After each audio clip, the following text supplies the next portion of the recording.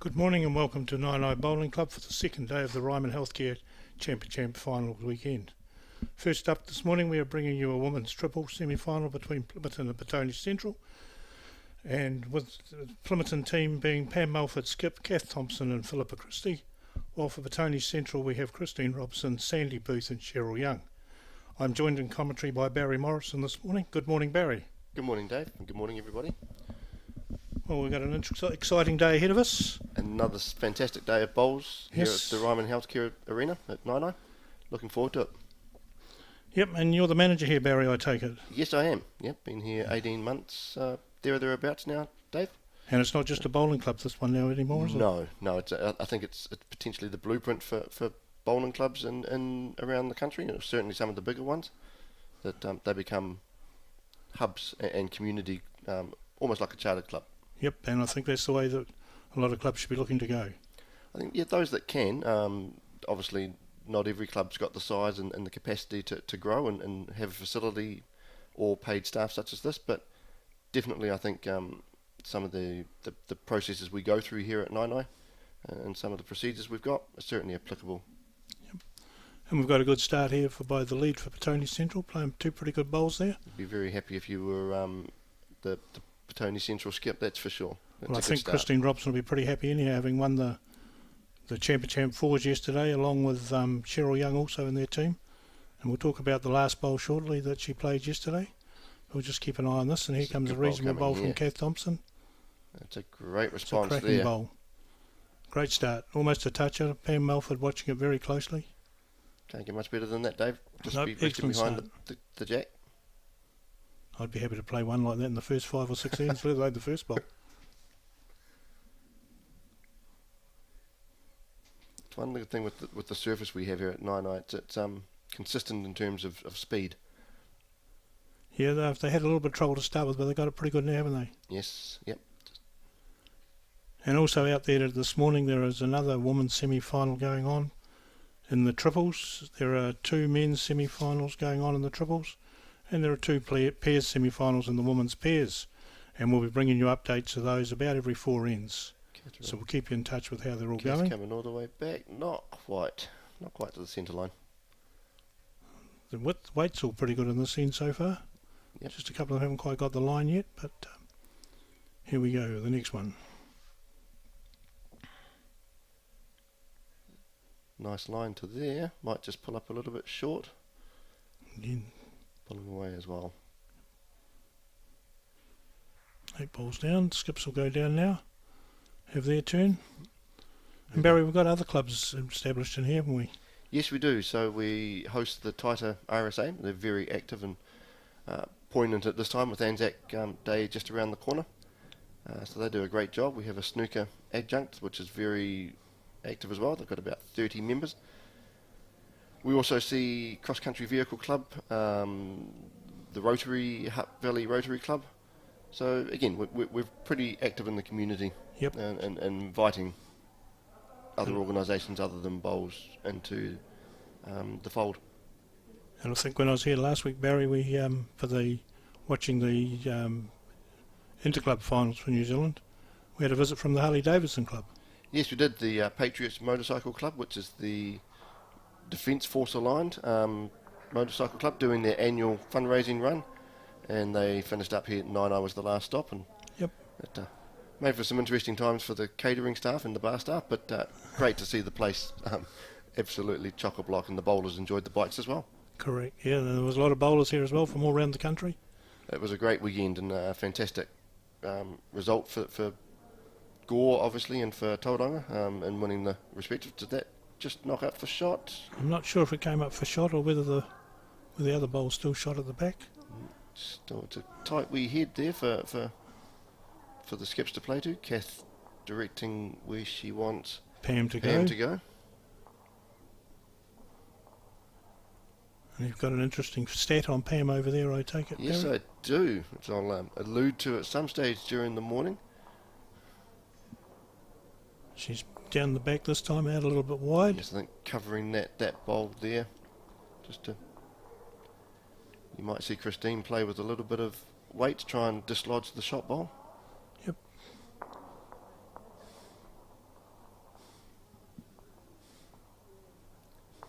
been playing for Petone since 93, 92, 92, 93.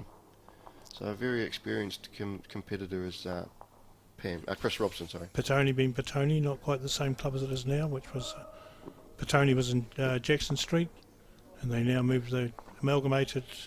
I'm not quite sure how long ago I was involved with the amalgamation. Okay. And they amalgamated with Central, and they based on Central and sold Petone. So the two clubs came together a few years ago. There was a bit of concern about that. They were quite different cultures, but they fitted together very well.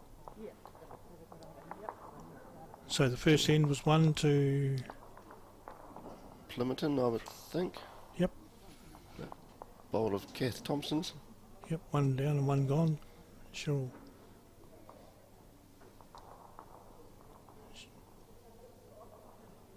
Philippa Christie throws down the jack. Quite a short length this time. Might be a tactic there, you think, Dave? I'm not sure, but some of them get caught out by the extra length of the screen, because at 40 metres it's the biggest one in Wellington by a lot. And I was talking to one of the umpires of the National Interclub last week, and he said he got a number of calls in here on the Friday to measure the kitty, and he said it was mainly because people weren't used to the extra length. Yes. And he said, in fact, one he was called to measure was up by about 4 metres. So that's a big difference. And of course, yes, most outdoor bowling greens are 36. Generally 36.6 based on the old feet, yards and feet, 120 feet sort of measurement. Then you get 33.4, which I think was the old 110. So variety of sizes, but this one's a big 40 metre squared. Not familiar with those imperial measurements today. Not now. Good bowl coming in here from Cheryl Young. It's interesting when you hear people say, how far away is that? And you get a young marker and an old player. One says 2 metres and or so many centimetres, and the guy at the other end says, how long's that in feet and inches? And usually it's one knows one and one knows the other. And here comes the second bowl from Philippa Christie. That's a good correction on her first bowl. Still just under the head, but lying shot, jack level. Or looks jack level.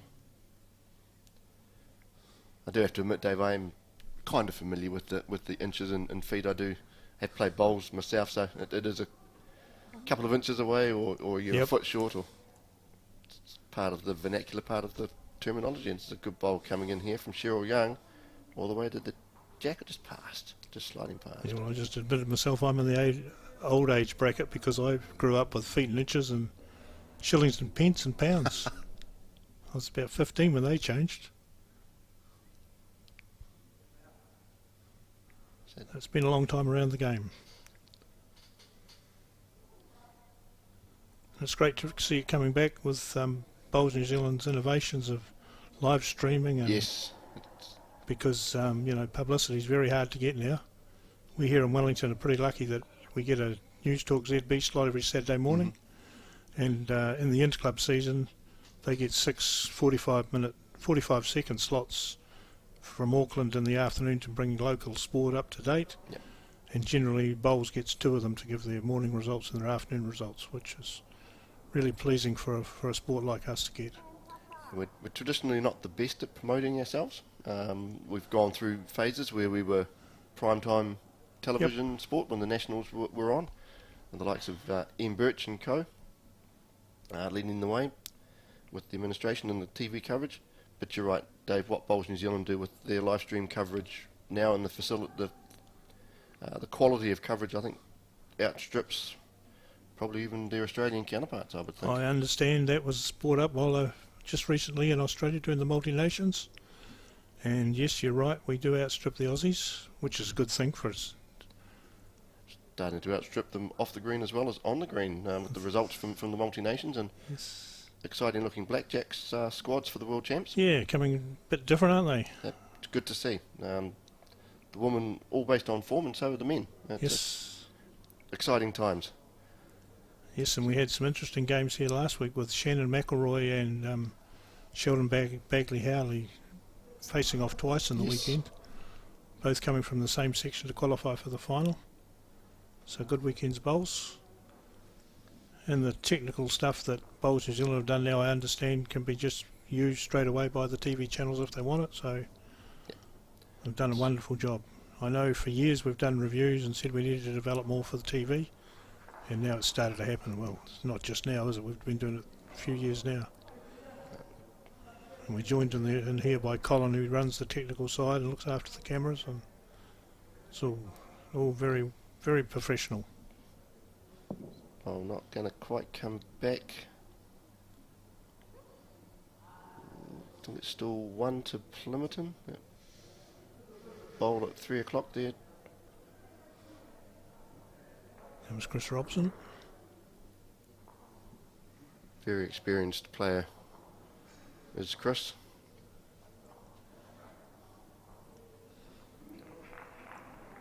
Yes, there's a few that are around that have been around a few years now, which is a good sign because it used to be seen as a game for older people. Yes. But I remember the year, well, it must be a few years back now, when Gary Lawson and co won the cup for World Bowls for the best nation. Yes. Our average age of our men's team was 27, which I think most people find hard to believe. I think our current Bowls Wellington general manager was a member of that team, wasn't he, Dave? Blake Signal, could well have been, wasn't yes. he current world champion? I think he might have been, Got yep. a thumbs up from Colin. He would have pushed the average age up of that team. He would have pushed it up, I think. Well, I'm 20-something years older than Blake, and I've played indoor bowls with Blake in Bowl here, just sliding past. early years. He played from young teenager indoor, switched across to outdoor, and he's done very well for himself. Yes, he has. One there to Plimmerton, taken to 2-0 after 2 ends. Yes, I watched Blake play the semi-final of the Bowls Wellington Champion Singles here a few weeks back, and his draw play was just outstanding. Yeah. Caleb Hope and all sorts of hassle in that match, and then he ultimately won the final. So Yep. he's still got the goods as our Oh, he general certainly manager, has. Blake Signal. It was interesting because I mentioned on the radio show on the morning that Blake was playing Adam Turner from Silverstream, and Adam's got a good reputation too, but he's got a young family at the moment, so he doesn't play as much as he used to. But they played each other in section play, and there was 2 the difference. And what happened in the first round of post section? They drew each other yet again, and Blake won yet again. The vagaries of the draw.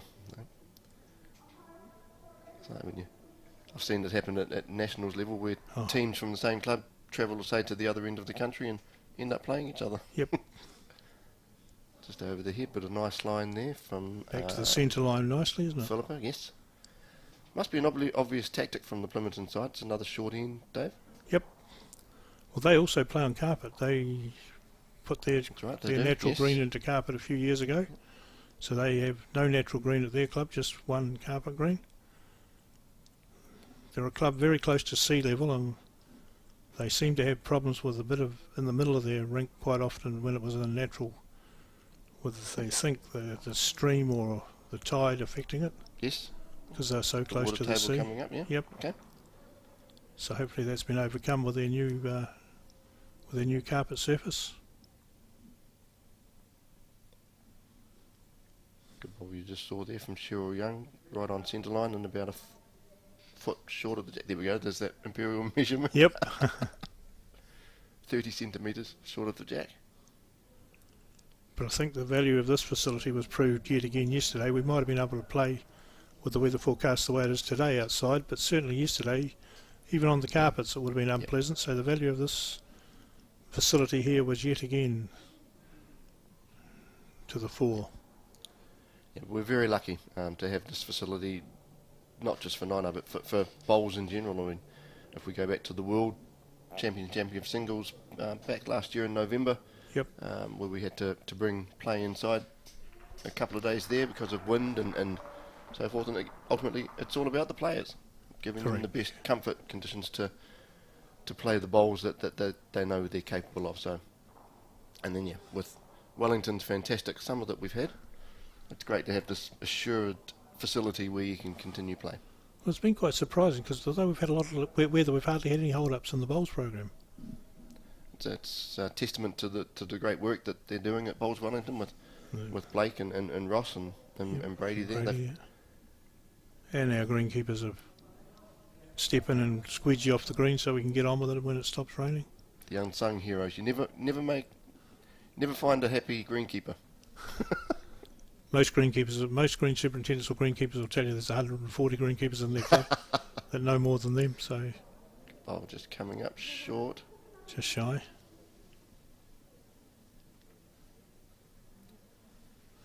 Kath Thompson. Only been playing, this is her last year as a junior, but my word, what an involvement she's got already. She's currently president of Plimmerton. Yep. She's an umpire, nationally ranked umpire. She's a coach. She's got an ultimate goal. She wants to win an open centre title. Yep, she's won a few titles, but none of them carry the centre tag. Centre tags, no. At Silverstream we have an invitation trophy each year, which she won back in 2019-20. And I can name another Plimmerton player that won that when he was aged 10, and that was Seamus Curtin. And we all know where he's gone since then. Yes. She's won 4 of the 5 junior singles from Plimmerton when she started. And she's won the open fours and the open pairs, at least out there on a couple of occasions. But as yet, no centre title. So I'm sure it will well. come for Kath. She's a very classy bowler and a lovely person with it too. Yep. Her most memorable moment in bowls was finishing runner-up last year as a fourth year junior to recent blackjack, wrong sport, recent blackjack Claire Hendra. So that was her most memorable moment in bowls, and a top effort for a fourth year bowler to make it all the way through to the Bowls Wellington Open singles. And Mulford on her backhand. She's going to swing under those bowls? Nope, I think she's she's going on to the be wrong round side of those bowls. Yep. Had a little bit of weight on by the way that stationary bowl got moved. I think her intent might have been, Dave, to come under those bowls and try and rest that shot bowl or trail the jack. Comes Chris Robson. She would have had a practice on this rink yesterday, I think. They played the... Did they play the women's fours final on TV? Yes, they did, obviously. Yes. When I think back now, I can remember the noise and the cheers. That I guess probably a good opportune time to talk about that bowl, the last bowl, Dave. It certainly is. What every player probably dreams of.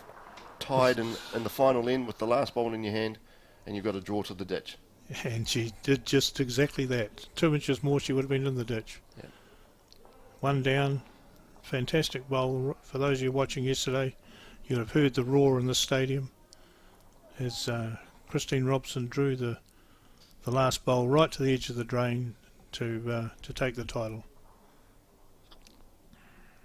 On her forehand. Cool, calm and collected. All traits that you need also when you're an umpire, as Robbo Correct, is. yeah. And you can see on the screen at the moment out to our right, there's the other triples game is between Nainai and Taira, I think. Is it Nainai and Taira? It is. Not Taira, Tawa. Tawa. Taira's been gone a few years now.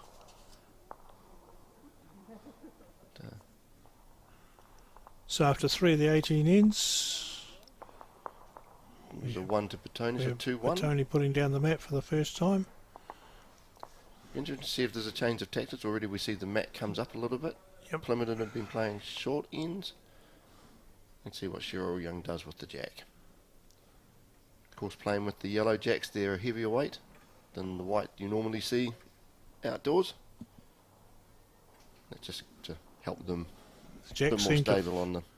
The jacks seem to take off on the carpet, don't they? Though? Yes, they do. Not too much difference in length there, Dave, I don't think, but certainly the mat movement is a tactical. It's interesting the difference between carpets and naturals. You see a bowl get hit, and on the carpet they seem to skid first and then stand up and go forward. Yes. But on the outdoor they don't seem to have that skid. They just get straight up on their edge or end over end. Good opening bowl from Cheryl Young. Very good bowl.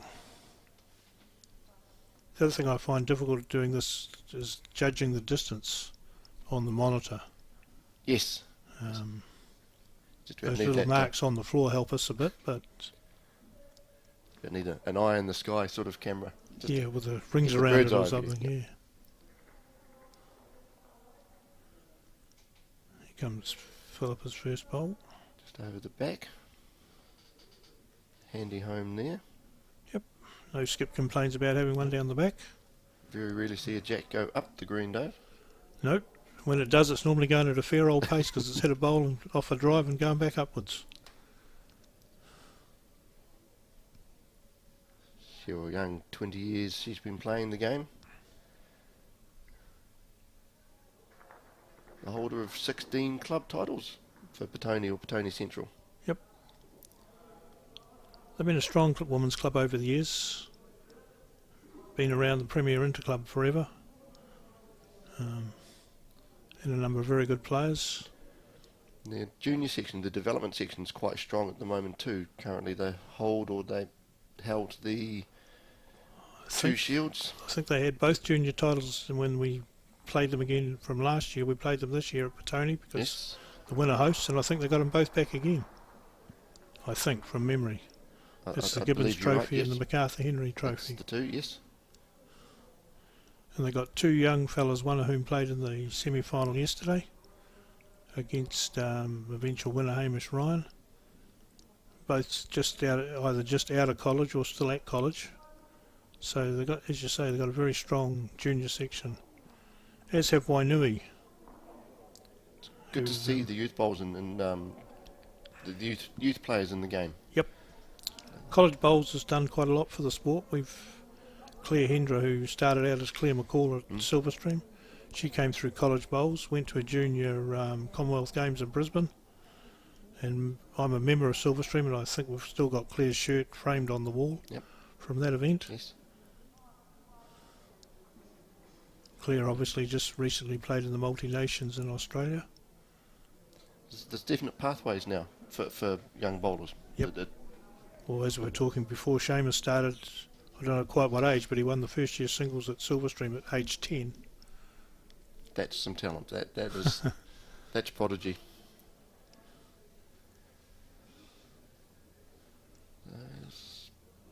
And there's a number of youngsters came out of Aotea College. Finbar's another one. Finbar McGuigan, he's had a promising... Yes, he has. He was in the Oceania Challenge with the... Yep, New Zealand under-26 team. As was Seamus, of course. Yes. They both started their bowling careers at Plimmerton. Kath Thompson looks a little bit narrow. Looks a bit skinny, doesn't it? Just going to go under the head. Yep. And shy. A little bit of pressure here for Pam Mulford. Changing over. Could be 2, maybe 3 down on the head. And not really much to play with. To play to. Some interesting colours in the bowls. Yes. And when I first started playing, you had 2 choices, black or brown. Yeah, and there weren't many brown, mainly black. Yes. And I hear people complain now about, there's 2 sets of blue bowls, how do I decide who's got the shot? In those days, it was basically only the emblem you could go by. Yes. What are the 4 emblems in our team, and what are the 4 emblems in their team? And That's a good bowl there from Christine, showing almost a touch there. Yes. 3 when down. we get a close-in shot like that, we can see that she's got the decals on her bowls, representing their club, Petone Central. Pam Mulford. Looks a bit narrow again, just going underneath. It's like they've got a shot in mind if they're looking to rest on. She's looking to rest on those shot bowls, but maybe not the right execution. Well, definitely not the right execution. Yeah, that took off because I think it went out the side. I think her number 2 just went and picked that up off the side of the rink. Christine Robson again. Nice, easy action. Gets the Very ball away relaxed, nicely. isn't she? Yep.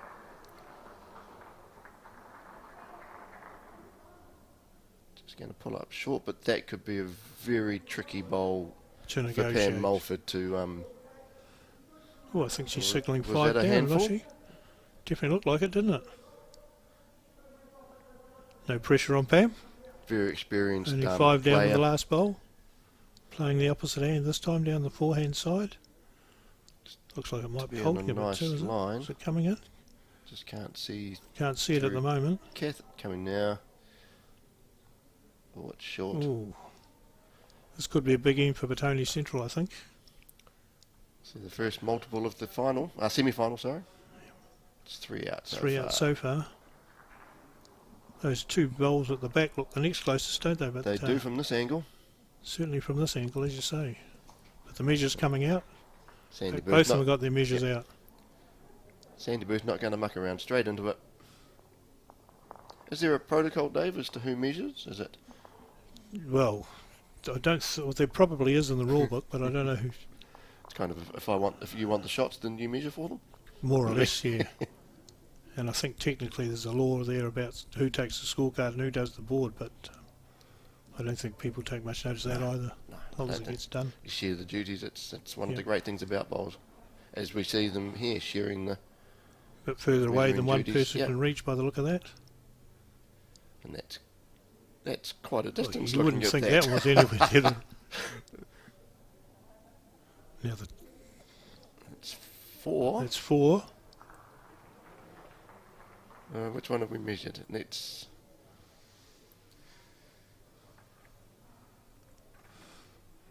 Cheryl Young standing waiting with the mat to put down, but what are they doing here? They're going to go again?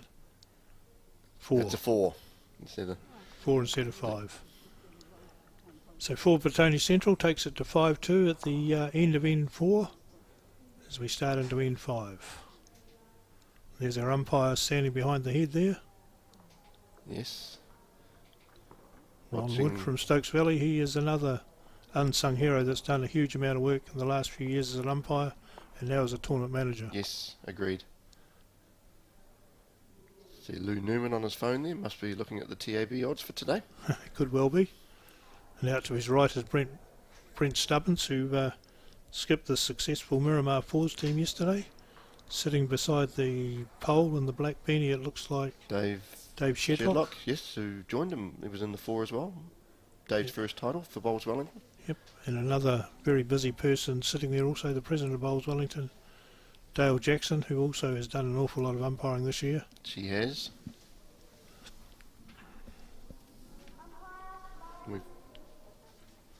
We have some results, some progress results from the other games. The other semi-finals being played this morning. The ladies' pairs between Tawa and Miramar. Miramar lead that 4-1 after 4 ends. In the other ladies' triple semi-final, it's the Lisa White skipped Nainai team 4-0 over Titahi Bay after 3 ends. In the other ladies' pairs semi-final, it's Victoria leading Johnsonville 4-2 after 4 ends. We look at the men's triples semi-final. It's Lyell Bay versus Upper Hutt, and that's after 4 ends as well.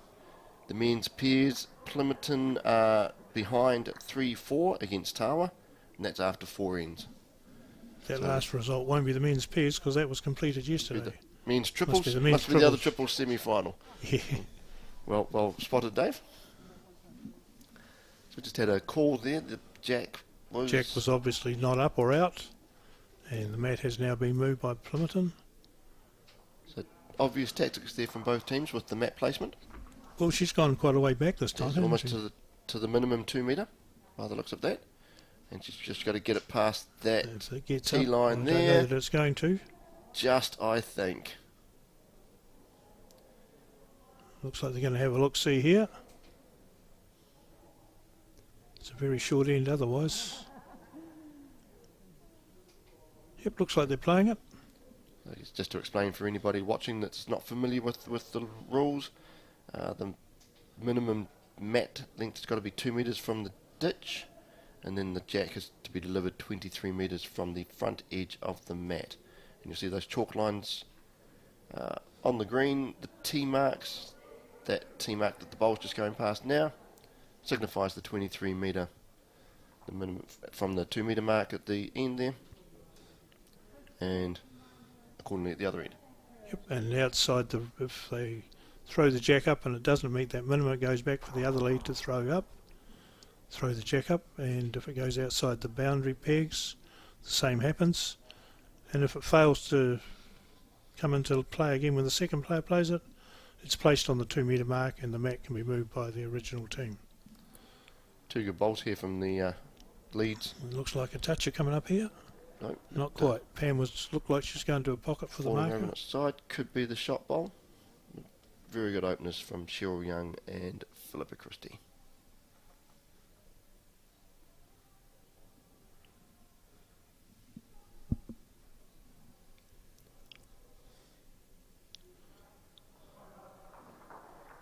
Coming back to the centre line and a good home.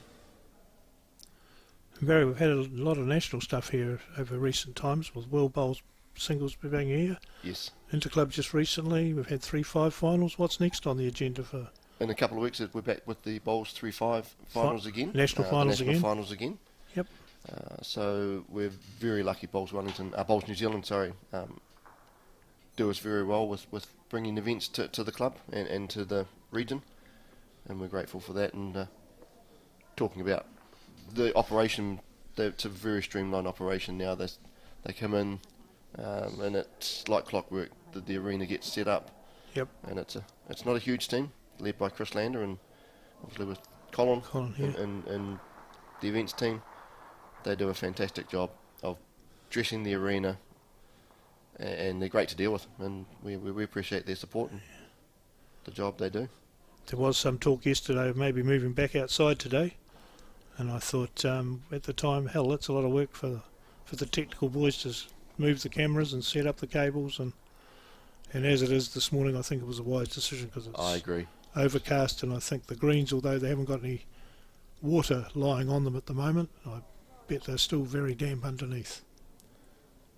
Yes, it wouldn't have made play quite nice today. I think it would have been quite sluggish for the players. Yep.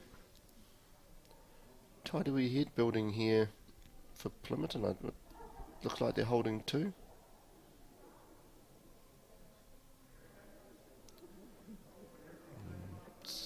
Sandy Boo's not happy with that. Good line, but a bit short on it.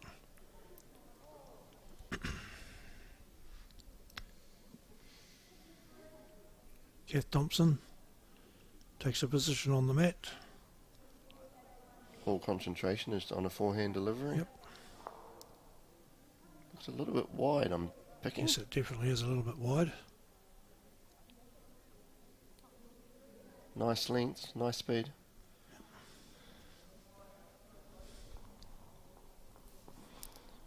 Well, of those 8, most of them seem to have got back to the centre line. About 6 of them are in reasonable length, or 5 of them. 2 for 6, and 2 a little bit wide and heavy out there on the left side of your screen. Plenty for the skips to play to.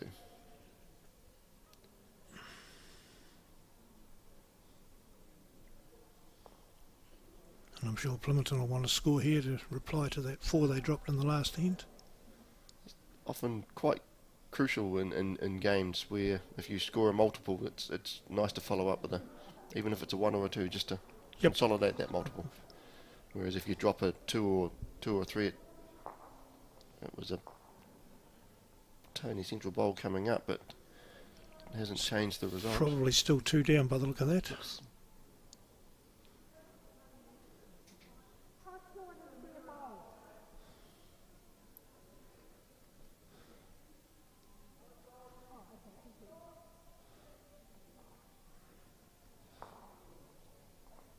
Thompson just telling Pam how far short that ball was.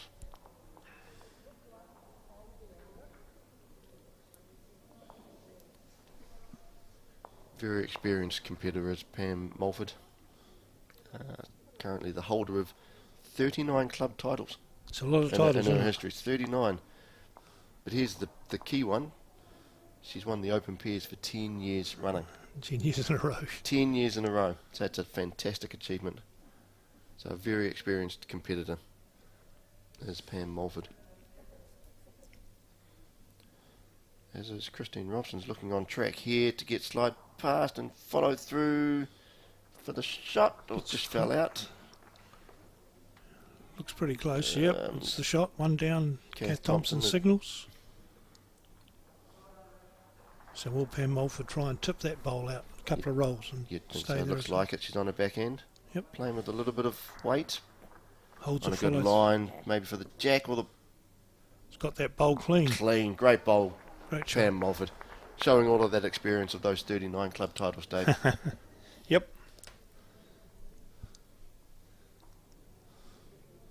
I'm not sure on Pam's CV, has she got a centre title? She's listed 1 to 10s and the 242s, and also a 1 to 8 national into centre. Don't count as centre titles, either of those. No, but so a lot of championship wins. yes, but nothing. As to date, unable to add to it by grabbing a centre title. Today Maybe could it'll be happen the first. today. Maybe it will. Pam's been around the rep scene over recent years as well, so I know how hard centre titles are to get. Yes. The number of players you think have had plenty of centre titles, and it turns out they've never had one.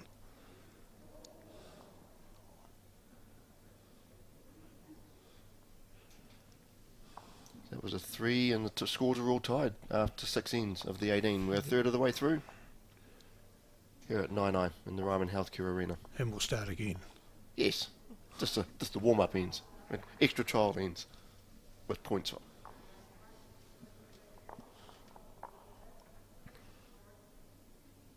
Oh, look at this again, just over the mark again.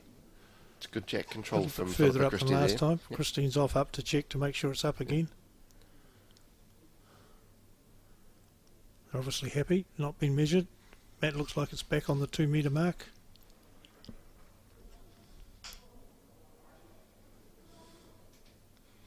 Interesting if someone throws it a full length in to see where the bowls go. Yes, that'll be a definite change in tactics from both teams.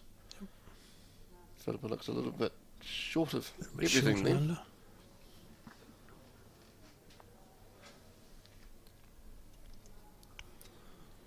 After that one, you see how well she can adjust to That's all about bowls, isn't it? Correction. cushion. Yep. Yeah. It's only an easy game. You've got 2 things to get right. Yeah. Your line and your Length length. of the line, yeah. Good bowl coming in here from Cheryl Young. Drifting back, just going past the jack, but a good home. A very nice line. And will be the shot.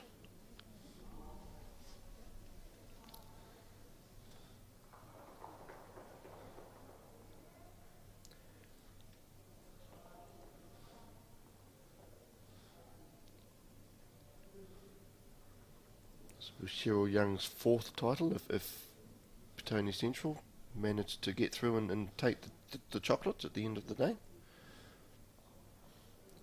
A great correction there from Philippa. Is that on a profile? Because I think she Yes. might have won one yesterday. Oh, sorry, yes, so it'll be the 5th. So Correct. this could be the gold star today if she can go through Yes. on this. 2 in 1 weekend. Yep.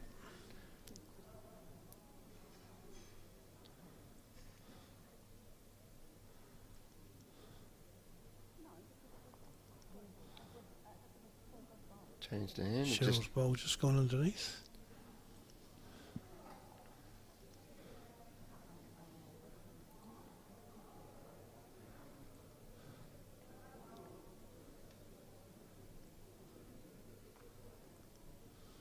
Kath Thompson, who got runner-up yesterday in the 1 to 5 singles event, plays her bowl. Forehand just pulling up short of the jack. Good line, just not quite there with the length. This weekend's a new innovation by Bowls Wellington. I think this is the 2nd year we've had a finals weekend. Yes. Other years we've had them played out over a weekend, the whole event. And it certainly creates a lot of interest. If somebody wins too many championships, though, it can give them a bit of a headache for scheduling. Yes. Yes. I think we had one lady yesterday from Whitby that was in at least 2, if not 3 events. And obviously Kath was in the singles, the 1 to 5 singles yesterday. 2 of the Petone ladies were in the 4s. So there's a number of people playing here today who also played here yesterday in different events. Just to explain, Dave, to get to this stage, teams have won their club championship. Yep, won their club championships. Started off with all the clubs represented in a knockout competition a few weeks back in what we run one day, and they get down to a semi-final stage on the day, and then they come here to finish the event out. And it makes for an exciting weekend. Totally agree. It gives a focal point for the sport. Yep. And with the great coverage that we can provide, courtesy of Bowls New Zealand and the like. Again, talking about promoting and advocating for the sport of bowls. Yep, absolutely.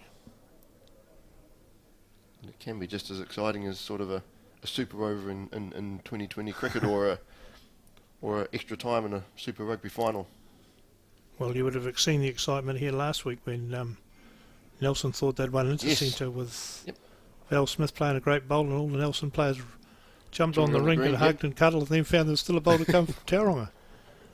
And that bowl also, the last bowl of the game, changed the winner of the whole event. She managed to win it with the last bowl of the day, and Tauranga took the title. Christine Robson looking very close here to sit the shot. It's going to slip across the front. It's got the wrong side of it. Still 1-2 Plimmerton, at least.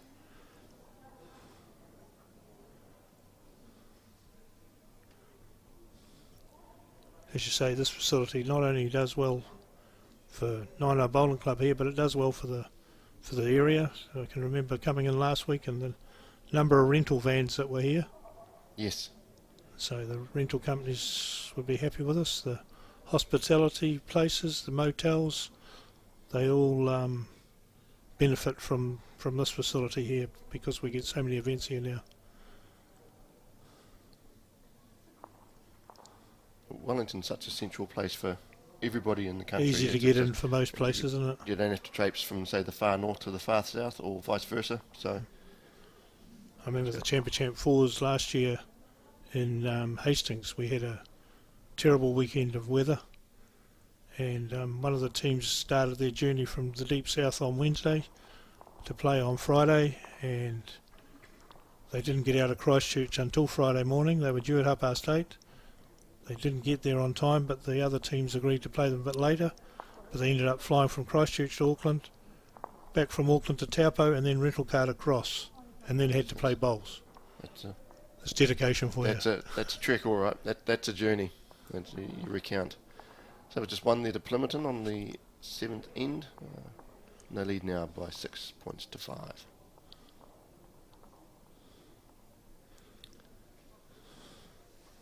See a couple of esteemed Nine gentlemen to the right of your screen there. Club President Alan Osborne on the left, and to the man he's talking to, former Black Sock softballer Terry Nuns. Terry Nuns, ex-keeper. Yes. Catcher, sorry. Keepers with cricket, catchers softball. We'll let you away with that. Both sports have a bat and a ball. Yeah, so, correct. Yeah. Two legends of Nine and two great club men as well.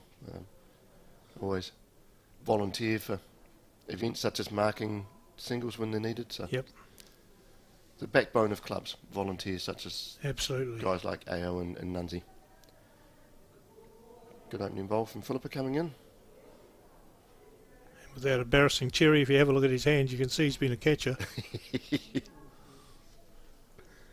He's had some bangs on the fingers and thumbs through the softball glove over the years. Yes, I wouldn't think in those days there might have been much protection. Probably not as much as today. Cheryl Young delivers her bowl. Philippa Christie and Kath Thompson watching intently from behind the head to see where it's heading. Just under the centre line, but could be shot by the looks of that. Might not quite be by the look of that. Who knows? That angle doesn't help, but I'd favour the Petone central bowl of Cheryl Young at this stage.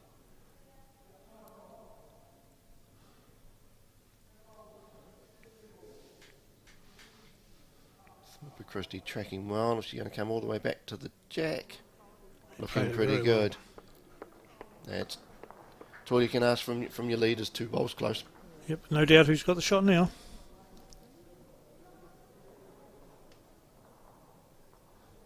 So here comes Cheryl Young with her second bowl. Another long-term umpire over there who's done a lot for the Umpires Association.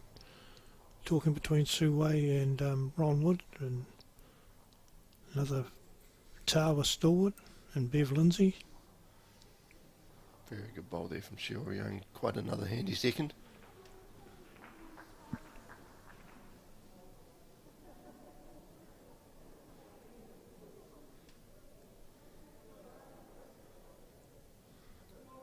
Kath Thompson, all concentration.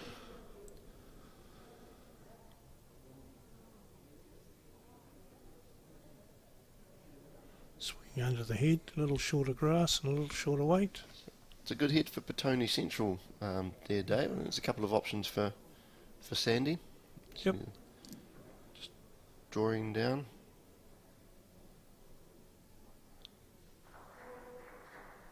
A very good line. Looks like a good line, but it might just go underneath, is it? Might just go underneath. Through the gap. Well. Pretty good speed, but not quite the grass. As Pam Melford puts her foot where she wants the bowl. Signals with a rag where she wants it to come in. And Kath tries to deliver to where she said. All sounds pretty easy. It does, doesn't it? She's played it pretty well. She has played it well. She has played it almost to perfection, is what Pam Mulford required. Good bowl, Kath Thompson. Sort of takes away a wee bit of Petone Central's options. Coming on the backhand, looking to bring their own bowl up by the look of it. Plant onto the shot bowl and move the jack back to that waiting. It's not a bad line either. Very close. Just gets it. They're good bowls.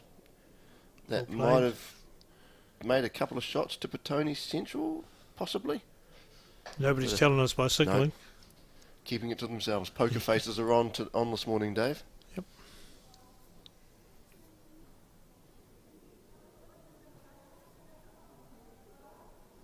Kath's having a look, doesn't give any indication. Philippa has a quick look as she comes past. So we need the lollipops, you think? Yeah.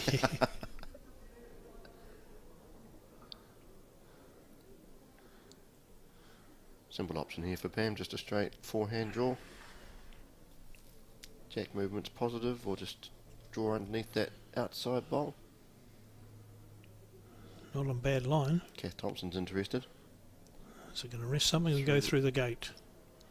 Found the gap. Gate was open and out it went.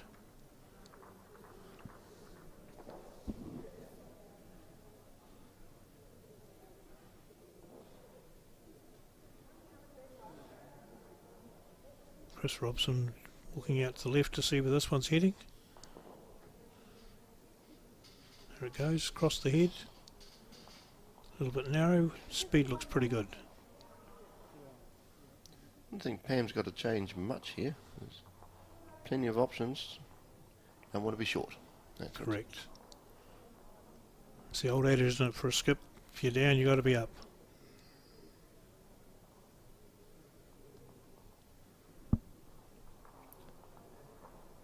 Might just swing away again, or sit on the... Oh, she found the same gap. Good efforts from Pam Mulford, but... Didn't go quite as far out of it this time, but through that same gate yet again. Still not sure who's got the shot, though. Comes Chris Robson.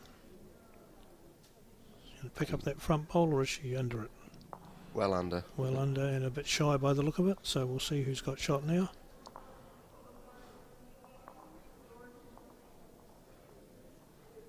Seven ends gone and we're back to all square. It's all the sevens. Yep. Nearly halfway. Nearly halfway.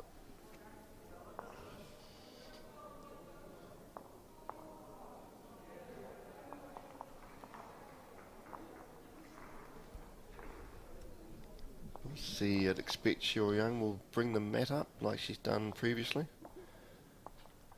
Yeah, Seems to be the only she tactical kept it deep change. one time, didn't she? And mat probably about a third of the way up. Yep. The green. Be interesting to see what she does.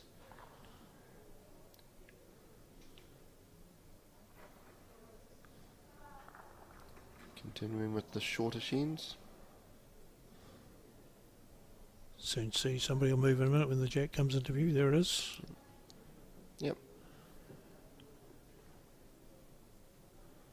Pretty much the same length right through, isn't it? Yes. Even when they had the mat right back, they were only just getting over the mark. So obviously that 40-metre distance is playing on both teams' minds. Yes, if either team gets behind, there might be a sudden change of tactics, 2-2. Stretches players out a bit. Good opening bowl there from Cheryl Young on centre line, right behind the jack. She's been pretty consistent with her starts. Going well. Was what I was told when I first started playing myself many moons ago, Dave, was that's the lead's job, is 2 bowls close. Yep.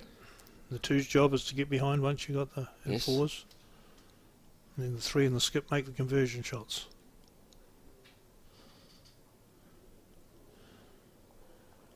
Yes, there's a number of us been around for many moons. I'm another one that's been around since my 20s.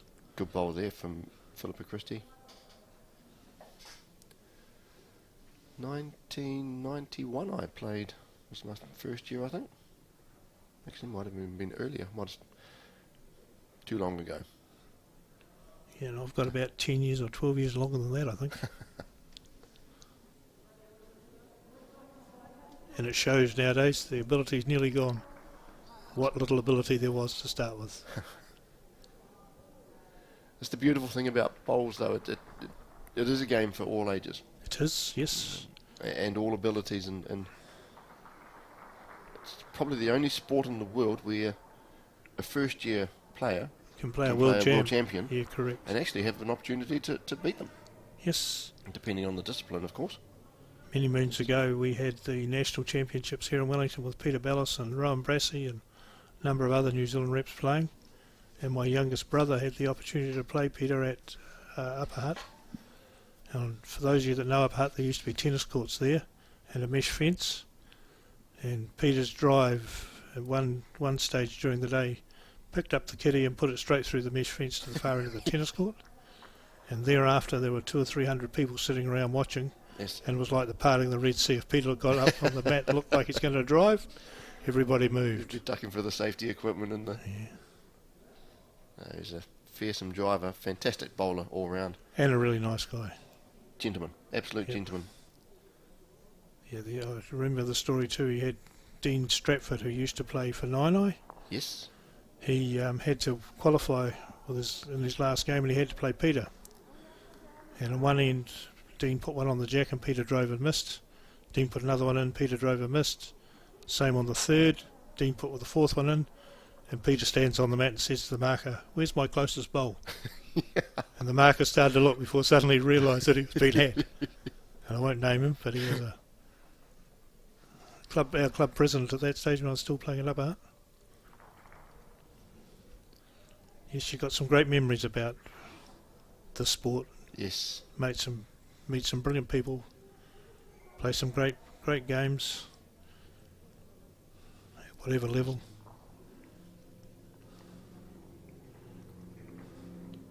Kath Thompson on a forehand.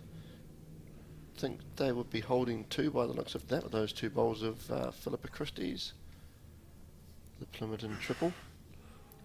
We'll see how good your picking of on this monitor is if they don't move it. I was fortunate when I grew up around bowls. Dad was secretary of the Southland Bowling Centre for 30-something plus years. So through that association, got to meet a lot of those legends. Peter Ballas, Rowan Brassey, Danny O'Connor, Nick Unkovic. Yep.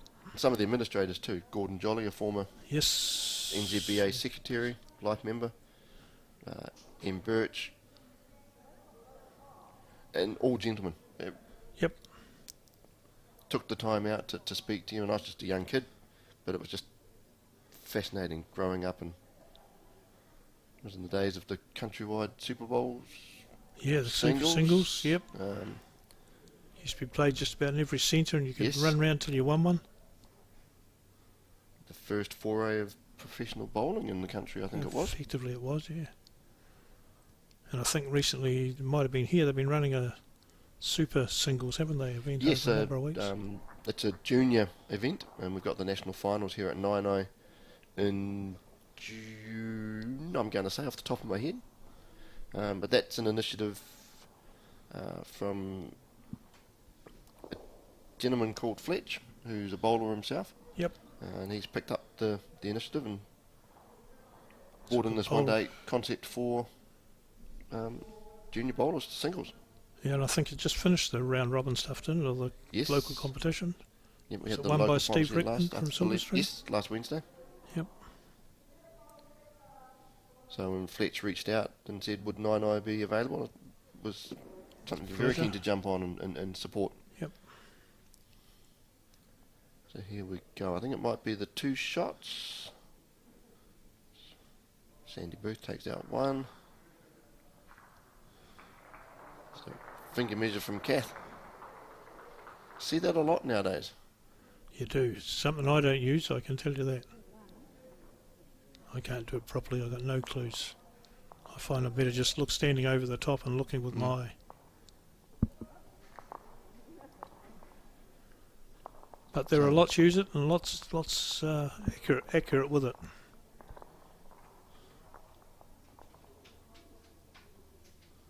I'm not quite sure if it was 1 or 2 in the end. I think it might have just been the 1 to Plimmerton. See, were we not?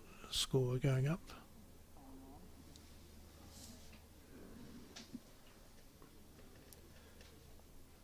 Sticking with the short ends, Dave. Yep. Got a couple of smokers outside our window. Thankfully the windows are closed.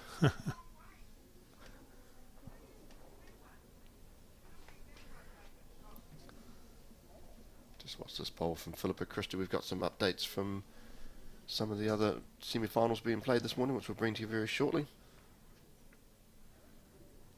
And another good opening bowl, just slightly narrow. There'll be a lot outside that, Dave, but there will be, yep. Good opening bowl from Philippa Christie. Looking at the ladies' pairs semi-finals, the match again between Tawa and Miramar. After 7 ends, Miramar lead 5 points to 4. In the other pairs semi-final, Victoria versus Johnsonville. Victoria getting out to a handy lead after 8 ends, 10-4. Looking at the ladies' triples now, between Nainai and Titahi Bay after 8 ends. The Nainai trio are leading 7-3. And in the men's triples semi-finals, you've got Lyell Bay versus Upper Hutt. It's Lyell Bay leading that one 9-4 after 8. And in the other triple semi-final, Plimmerton versus Tawa, it is the Plimmerton triple leading the men's Tawa 6-5 after 8 of the 18 ends. And thanks to Brady from Bowls Wellington for providing us with these updates as we go through this morning's play.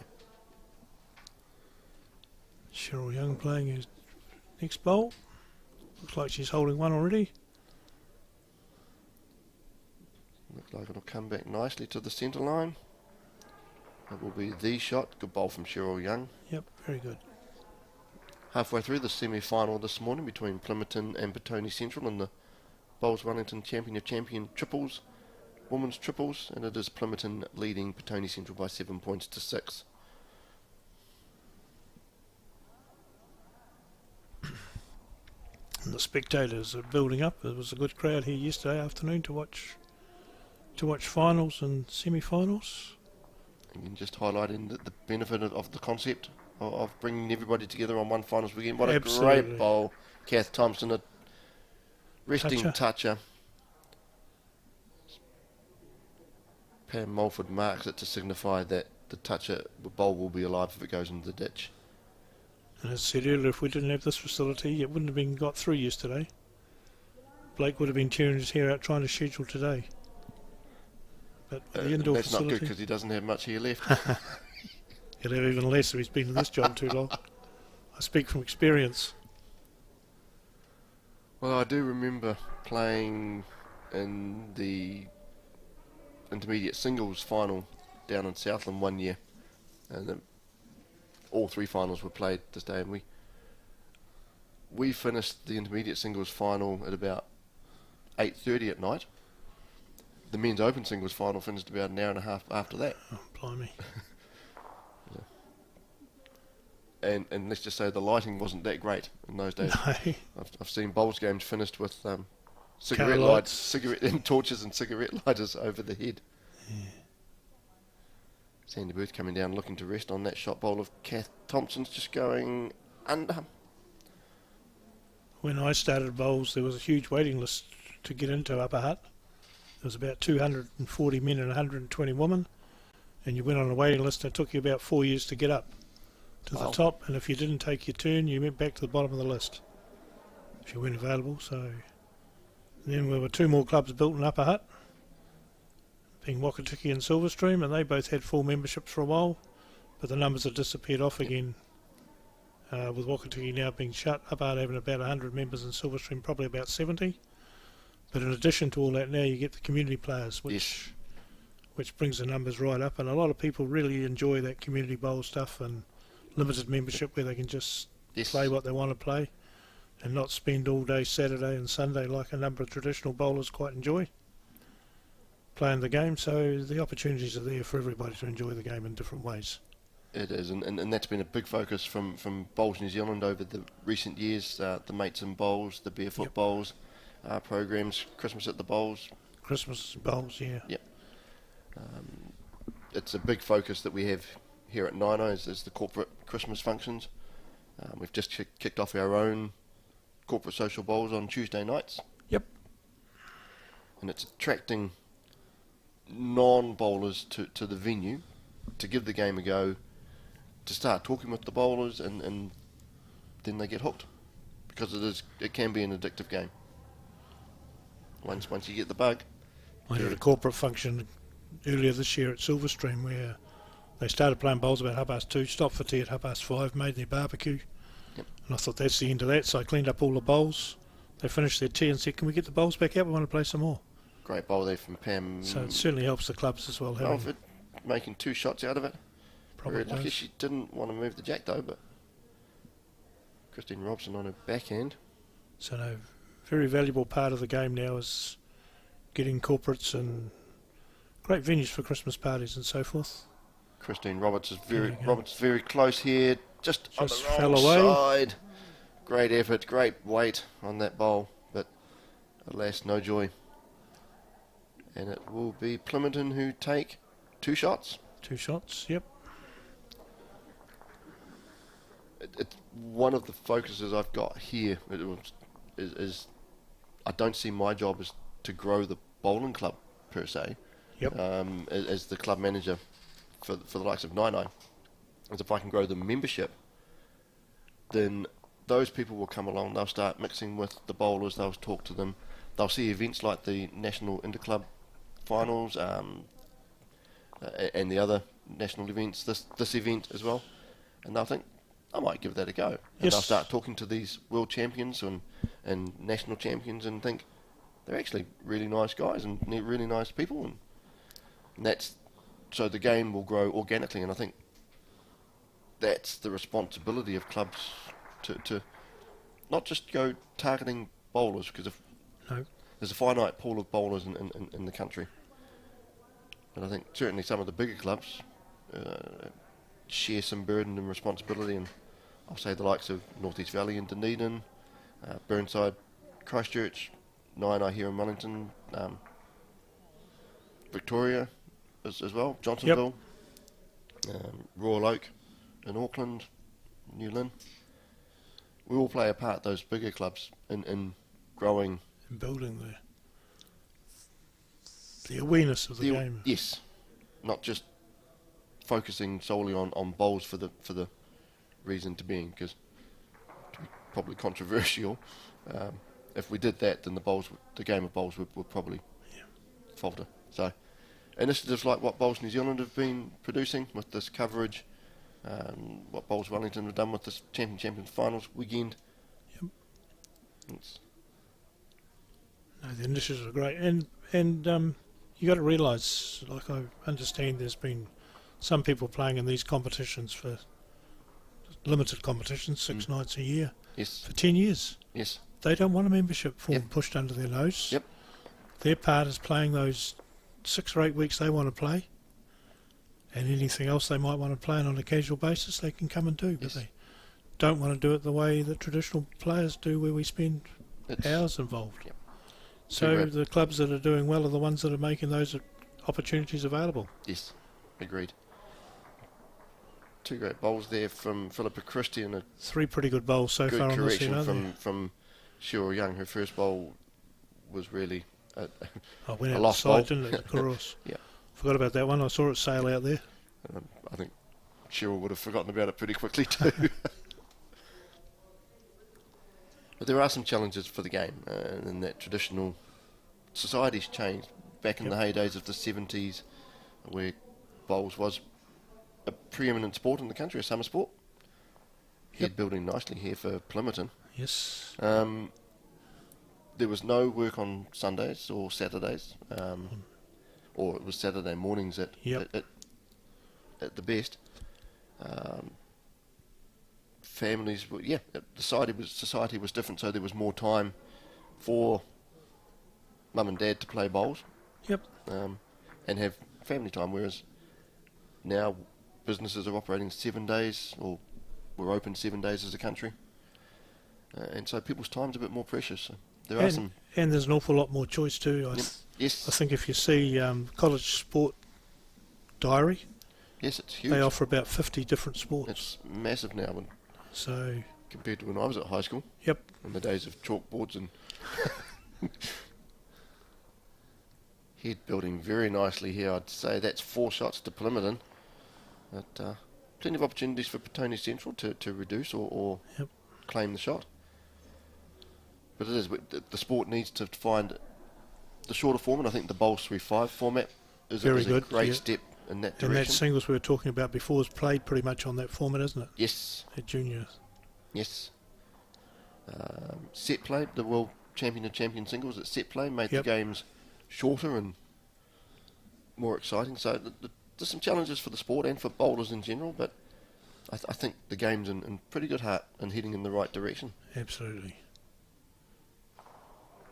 Don't think we'll ever get back to the heyday with 100,000 members, but playing the long version. But it is, as you say, it is in good heart, and those other formats certainly help the clubs. Yes. And it's simple events too. When bowlers have been doing them for years, it's like the corner to corner fun events that any club can do on a Friday night or a Saturday night that attracts people. It's making people welcome, and it's good to see clubs around the country now getting rid of their big concrete iron gates that sort of the trespasser signs and the barbed wire, and welcoming people. You talk about corner to corner. I wonder how many people get close to corner across this one, 40 metres. I'd struggle. I'd just about have to drive to get it there. I remember playing in the Taranaki Open one year, and we were on a 40-metre green at Avon in Stratford, and we were the last game finished by probably half an hour, 3/4 an hour. But the 4 of us used to enjoy having a corner to corner at the end of the night, just one bowl each. Yep. And the greenkeeper was standing waiting for us while we finished our game, as I say, half an hour after anybody else. And we said, "Can we try corner to corner?" "Yeah, of course you can. I can wait." Just the attitude of these guys that work in the clubs is great. Pivotal head here, Dave. Plimmerton have plastered the jack. I think they're holding 5. And we're just over midway through the game at 9-6. A big score here for Plimmerton would certainly give them 1 foot into the final, I would suggest, absolutely, at this stage of the game. So, pivotal head developing here. Look at that cluster of bowls. It's like they've been placed there. It's a lot of them very close, isn't there? They should just about put a rag over them. Pam Mulford on the backhand. Christine Robson's got 1 in her hand, which is going to be a very important bowl for them. Pam stayed away from it this time, I think, didn't she? For cover in case there's jack movement. You'd expect some form of aggression from Christine. Yeah, you'd think so. She lines up. She's got plenty to rest on, so... Yeah, and there's a brown bowl out to the side that could become the shot if that kitty moves. I'd suggest she won't be short. So, very good line to disrupt something. On a very good line to disrupt something. Great bowl, Christine Robson, under a huge amount of pressure. Absolutely. Looks like she's got 1 there, doesn't it? Steering at possible 5 down. Oops, might be multiples. Could be that brown bowl you were talking to the left to of the left screen there, Dave. By a foot. It was 2. 2 down, yep. Great bowl Great from shot. Robbo.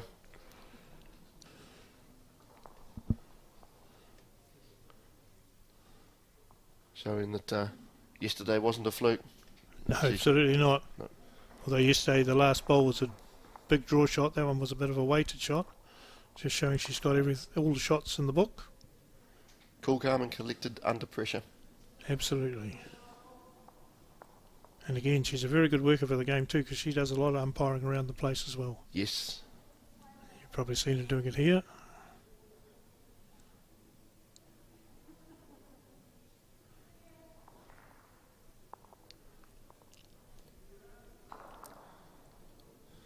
She's a life member at Petone Central. Yes. That's a great achievement to life membership.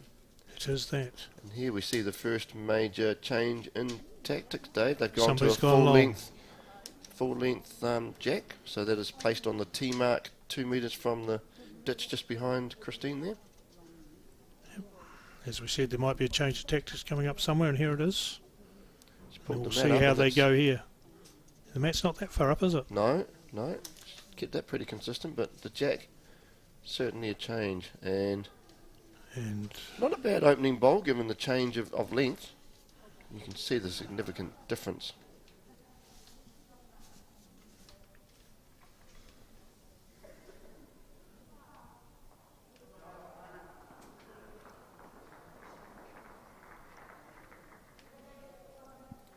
See how Philippa Christie adjusts to the length with her first bowl.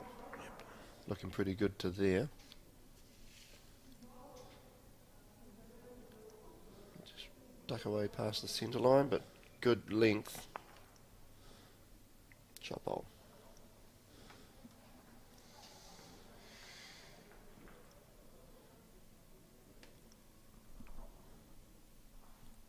Next one on its way.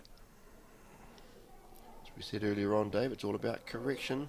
Yep, and here it comes. Cheryl Young looks like she's made a pretty good correction. Might just Might pull just up be a little bit short. shy.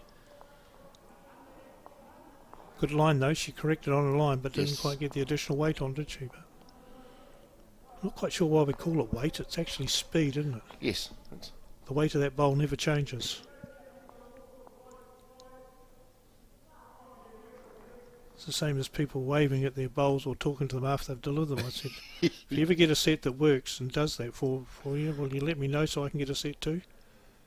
Here's a good bowl. Going to be a little bit past, but up to the head, piece of shot.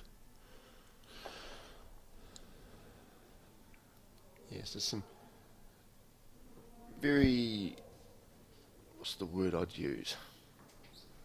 People have some peculiar idiosyncrasies about them on the bowling greens, don't Yep. they?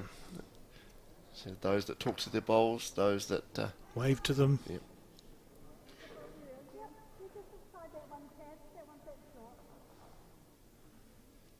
I've even seen players kiss their bowls before they let it go.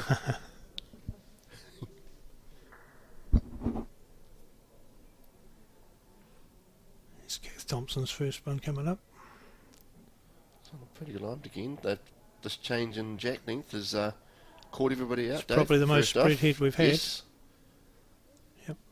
As we said when we said that it would come at some stage, there'd be a change of length.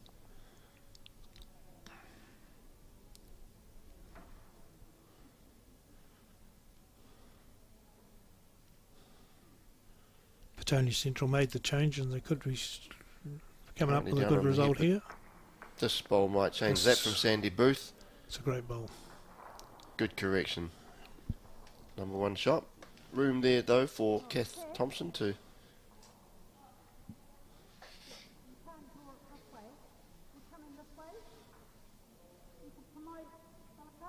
Pam Mulford just changing Keith Kath's hand Thompson's there. hand.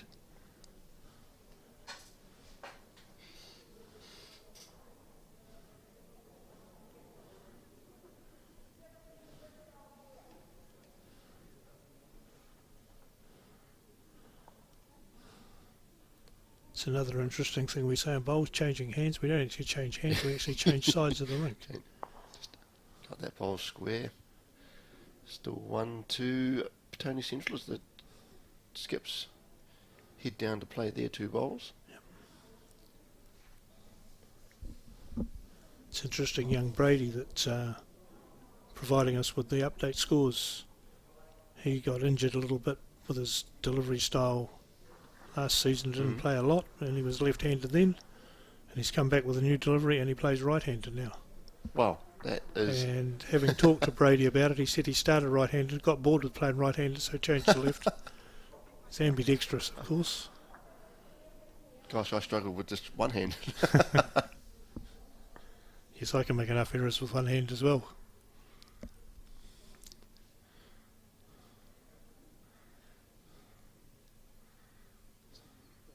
Christine Robson going to play through. Didn't promote it far enough for a second shot. Still just the one. So far... Tis two. Tis two. Okay. Yep. And when you look at that shot, it's much different to the one we were looking at. The last shot, wasn't it? I should put my glasses on and have another look. Say, the monitor's never easy to pick on. No. Just about to say, when Kath changed her direction with her last bowl, quite often a player can do that and bowl a wrong bias. Correct. We haven't seen any so far this morning. Don't want to put the commentator's hex on anyone. Yeah. But it can happen to the best. I recall watching Carmen Anderson in the women's singles final at the Oceania Challenge last week. Yep. Against Anne Gately. Bowled a wrong bias. So it can happen to world champions and world finals events. So no shame in bowling a wrong bias. No, but we try and avoid it. That is definitely second shot there from Yes, Christine you heard the Robson. well done. Yeah, I noticed Kath, when she got on the mat, lined up to play, the instruction came Yes. to change, she stepped back off the mat and started again.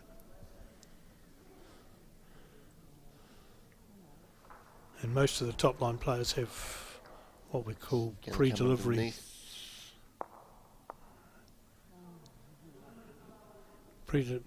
Pre-delivery systems which Yes. they get into. They put their bowl in their hand, they decide what shot they're playing, then they step on the mat and do what they've got to do. But for hacks like me, have a look, step on the mat and hope I get it right. Pointed in the right direction and Pray. come on. That was a couple there to Petone Central. Taking the score to 10-9 now after 12 of the 18 ends. In racing parlance, we're sort of coming into the home straight. Down to the last third, correct? I'm happy to say in my entire years of bowling, I've only bowled one wrong bias. It was in a rep game, and the minute I let it go, I thought, gee, that's on a good line, and then it just kept on going out. You're exactly the same as me. I've only played one, and that was in a practice game at Hutt. About 4 or 5 years ago. We play Hutt each year as a pre-season. And in my indoor career, I think I played one as well. And I was skipping a rep team, and there was a bowl right on the outside of the mat that I had a go at. And as it went up, it looked on good line, then suddenly turned off the mat. And my number 3 just picked it up, looked, put it down, and never said a word. And I think to this day, only he and I know that was a wrong bowl. Discretion's the better part of valour. So Petone persisting with these longer ends, not Longer quite end, as yep. long as the previous end.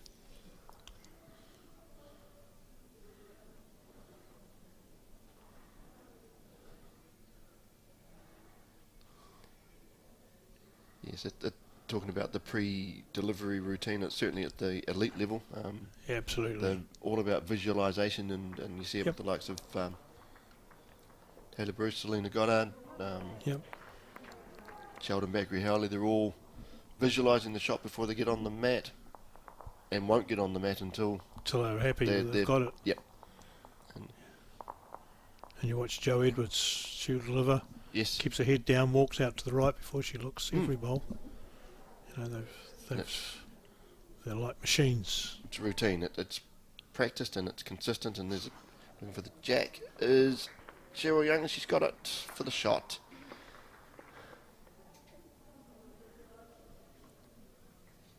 Christine Robson marks it with the spray. Yep. You a spray or a chalk fan, Dave? Spray with me. Spray. Yep.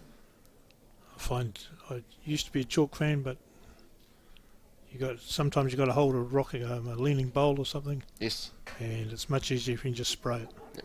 If it falls and then they can't accuse you of knocking it over.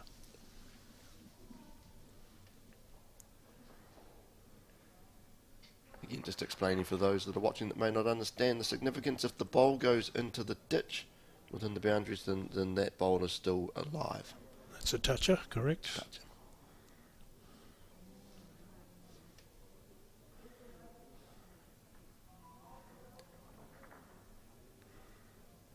Maybe just swinging away. Just going to go between the two, is she?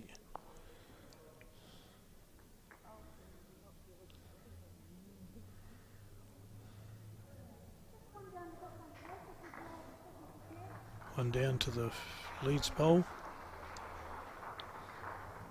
There's something just finished or been a good shot. A lot of clapping. Yes. The crowd goes wild.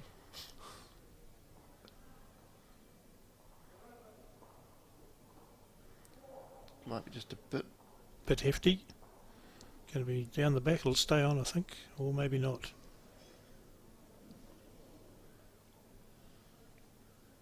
Don't know whether that one stayed on or went. We'll find out in time, but yep. Sandy Booth on her forehand, tracking nicely to there. Tracking very nicely to there. Might just rest on that back bowl, will she? Just slip slides beyond past. It. Good effort. Good home though. Petone Central still holding one with Cheryl Young's bowl. Good head for Petone Central. They've got cover if there's jack movement. They're holding the shot. Yep. And there's a potential to multiply the count.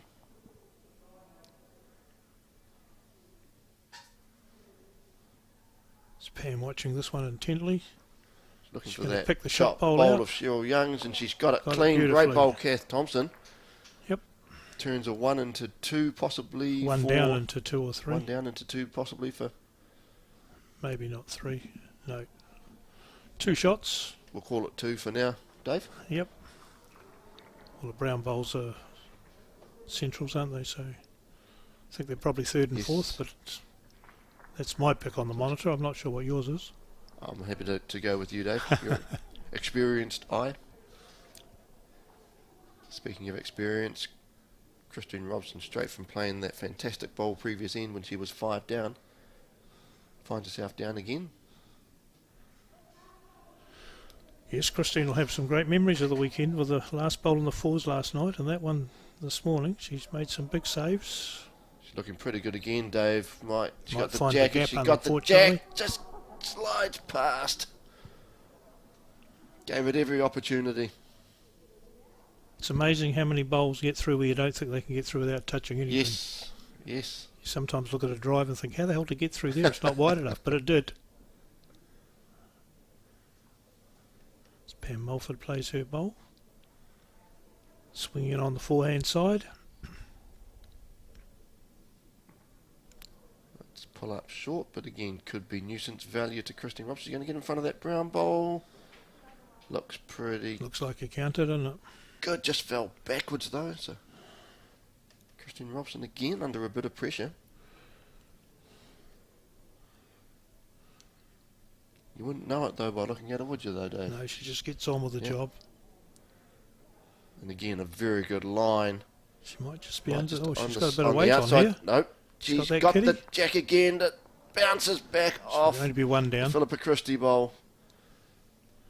Plimmerton still holds shot, but she's reduced the count from what it may have been 2 or 3. Yep. I thought she might have been a bit wide that time, but just bowl turned nicely.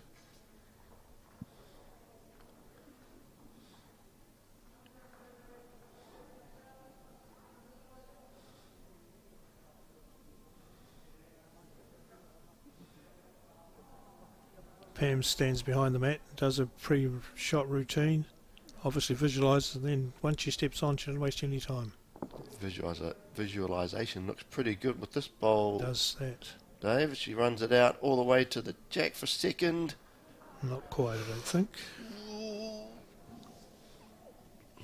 Just the one, and we're all Just the tied one, up yep. again at 10 all. 12 of the 18 ends are completed now. It's very interesting to watch Australian bowlers. If you watch that PBL, Yes. they play the Premier Bowls League and stuff. The amount of time they take or don't take to deliver their bowls, they just pick up the bowl up on the mat and on its way. Aaron Sheriff, probably arguably the world's greatest, And best means bowler at the current and time. Disco, he's very quick as well. Yep. They don't seem to panic. They're under a shot clock. They go up and have a look at the head, walk back down, Yep. pick up the bowl, and on its way.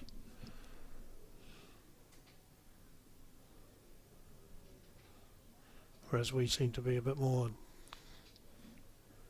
slower, Circumspect, yep. Yes. more consideration. Probably the first thought's the right thought, because I think the Aussies proved that. Yes. Don't very often see them play a bad shot. They've been wrong consistently the shot. world's best. Yeah. But I'm hopeful about the Blackjacks' chances Yep. It's in this the year World and Bowls. the World Champs. Yep. It was a great multi-nations campaign. Yes, unfortunately, I think we lost. We had 3 representatives in that multi-nation. I think they all missed out on the final 5s. Yes. And, Raymond Martin, Raymond missed, Nicole Claire. Toomey and Claire Hendry, yes. Yep. But However, they're all now capped. They've all got. I think they all got a medal at the multi-nation, so they've got some good memories to build on. good And ball there's there, nothing to surely. say they can't get back in. Yes. You've only got 5 people you can select, and Yep. looking at the The calibre.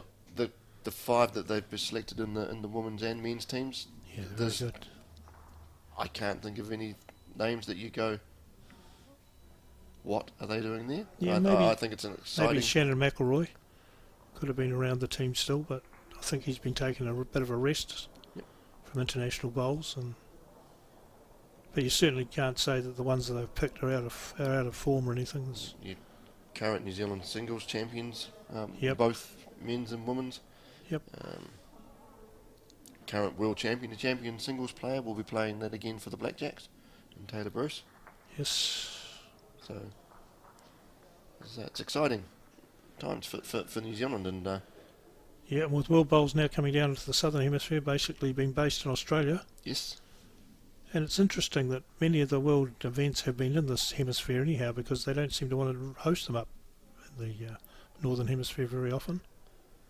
Over the years, there's been a lot of world events down here, hasn't there? yes, Christchurch have had them a couple of times Yep. since 2000, 2008, 2016, I think. Yes.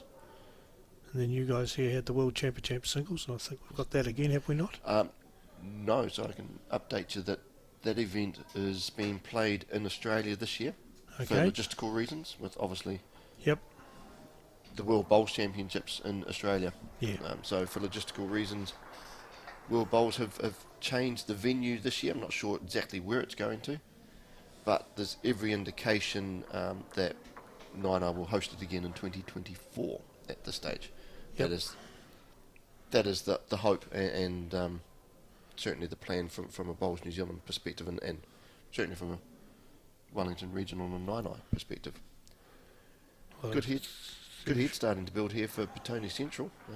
3 shots. It's good to know you're under consideration, because it obviously went well the first time. Nobody had any complaints. So No, it was otherwise you wouldn't be under consideration, would we? I think there's not a lot of financial investment at the elite level in World Bowls, and I think that's been addressed. Certainly talking with Brett O'Reilly, the Yep. Oceania director, when he was down for the World It's a good bowl coming in here. Championships. That's a very good bowl. cracker Kath bowl. Thompson Yep. was 3 down, reduced the count, may not hold the shot, but Very close. very good bowl. Dropped in right behind. If that kitty moves, it's only going that way.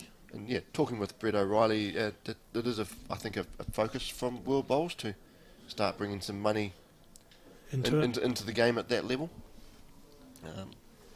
and that will help with events like the World Champion and Champion Bowls. But certainly, fully understand the logistics around having people travel all the way down under for September and then having to come back again in Yep. November. Brett's another one that started his bowling career here in Wellington. Yes, at Petone Central. I think he Petone was. Central, he Yes. was also Hut. We have some more progress scores from around the other semi-finals being played this morning. And the ladies' pairs between Tawa and Miramar.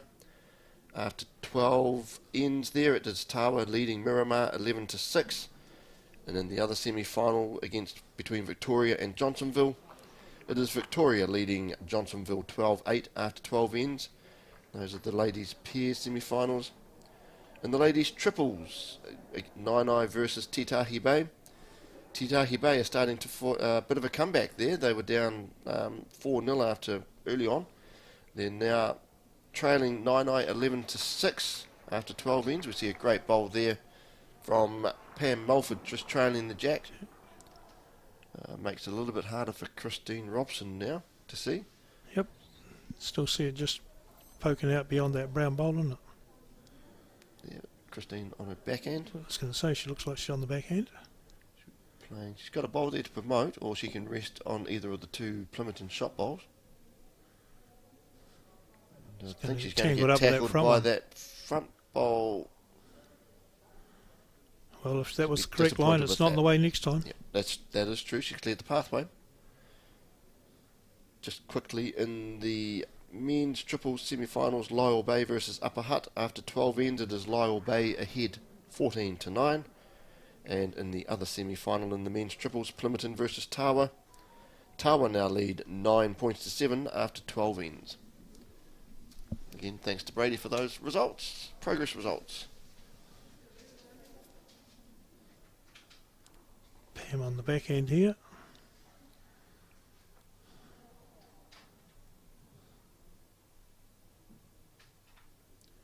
It's in the territory again. Pam Mulford showing that, just tapped, but no change to the score. I think still holding shot. Sandy Booth indicates they're 2 down. 2 down. Which two? Probably the bowls at 3 o'clock and 2 o'clock, or 1 o'clock, is it? The 2 green bowls of Pam Mulford's, or is that blue bowl to Philip? Interesting angle, isn't it? See what Christine Robson can do on the backhand. Looks like a bit of weight on. In the target area, going to collect. Sometimes she gets that bowl square, gets the jack, springs out. Does the jack stay alive? Doesn't look like it. It might be dead, I think. So the jack's gone outside that boundary mark there that you see, the yellow peg with the black line down the middle of it. So somebody's asked to play from the same end, because if anybody wants to take the bowls back out of the 6 of them, they do. Or they can agree and stay at the end where the bowl was, where the jack was killed. But they're obviously going back here, carrying them all back down the rink. It's got to be by agreement, hasn't it, Dave? To stay at the same end, it has to be. If anybody wants to go back, they go back. It might be a 5-1 count, but they go back. So we start the end again.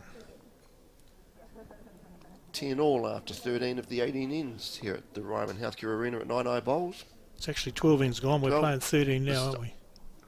I've lost count. Yes, 12 gone. We're playing 13 of 18. You are. I confused that before too, when I said we're into the last third. We were one off it, but we are into the last third now. About an hour and a half gone, so it's not going to be a long game. 3/4 of an hour probably see us out.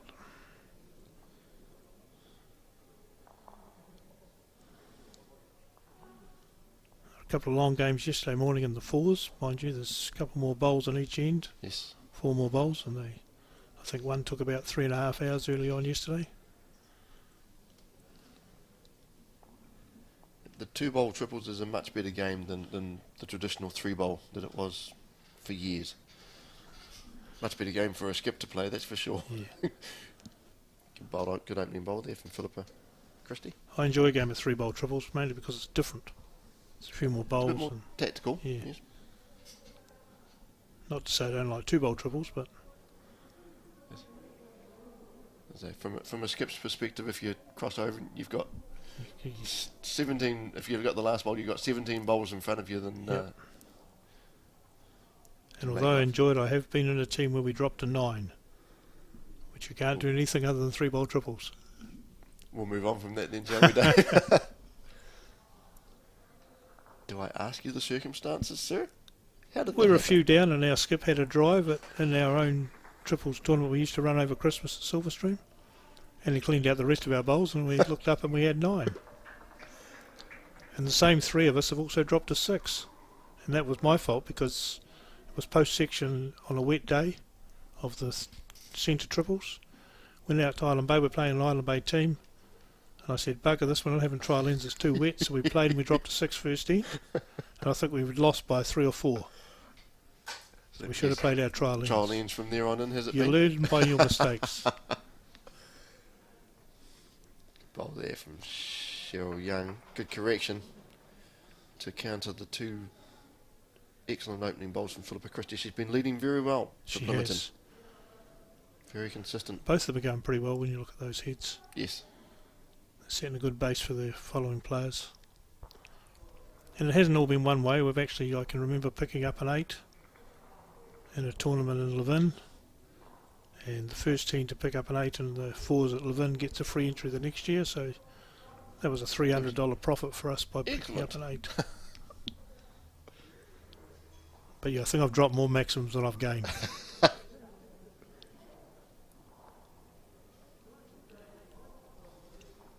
a good opening bowl there from Kath Thompson. Here comes Sandy Booth, just drifting A back, little bit going wide, to pull up a weight, little bit speed short. looks good. Yep.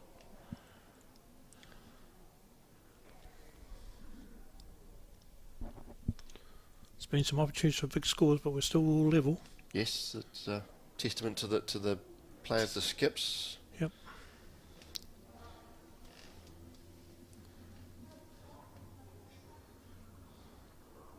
Just get the feeling Plimmerton, that seem to be more consistent around the jack, so just nothing against the Petone Central girls, but Plimmerton seem to have more bowls on the head, more active bowls on the head. Yeah, it just might be that Chris Robson's played some of the big shots of the game. Yes, yeah, but look, Another that's good a bowl great in bowl there. from Kath Thompson. I think she's turned that bowl of Cheryl Young's out to make 4, certainly 3. Yep.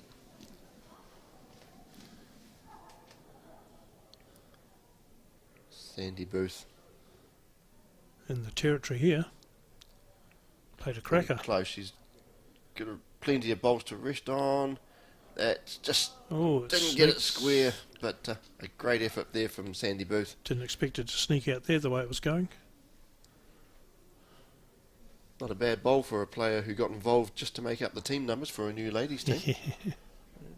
Way back in 2002. She started off at Victoria before moving over to Petone Central.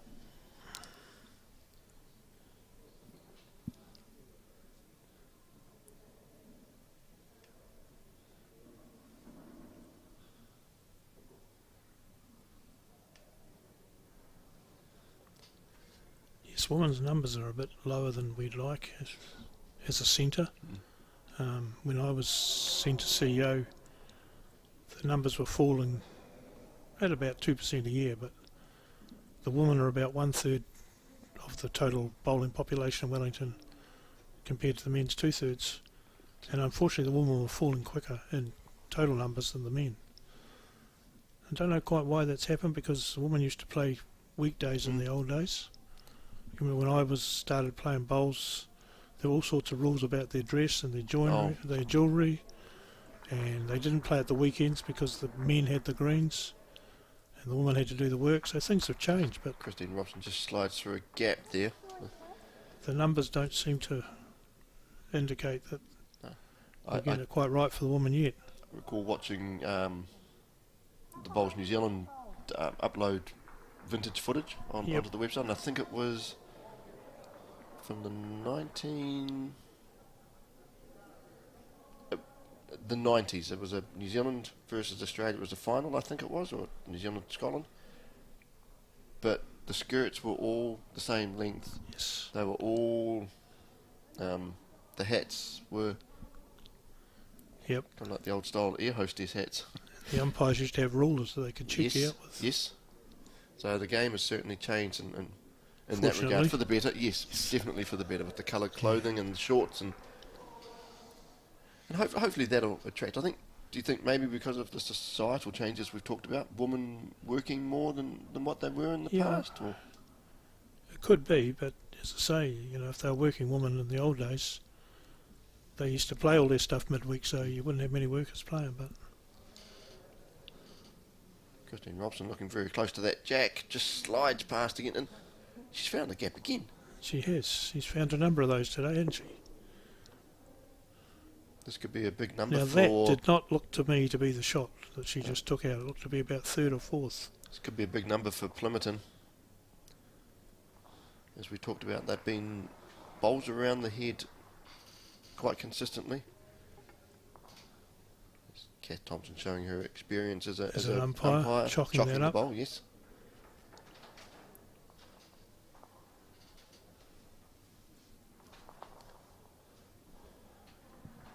Hopefully the success of the women's blackjacks and draws more in. Will attract more younger females to the game. Absolutely, and that's what we definitely need: younger players.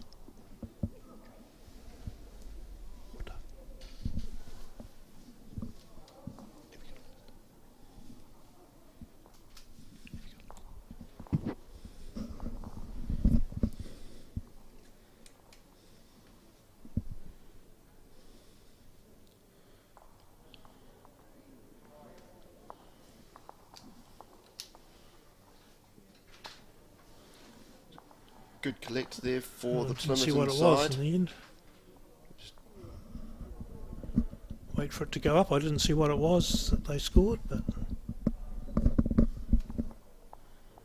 here we go. Apologies, we just got distracted in the commentary booth. And I'm sure it'll be up in a second. 13 of the 18 ends. It will be Plimmerton taking the lead in this women's champion triples final. There it is. Was only Just a the one. Just the one. Well, I thought there was a multiple there.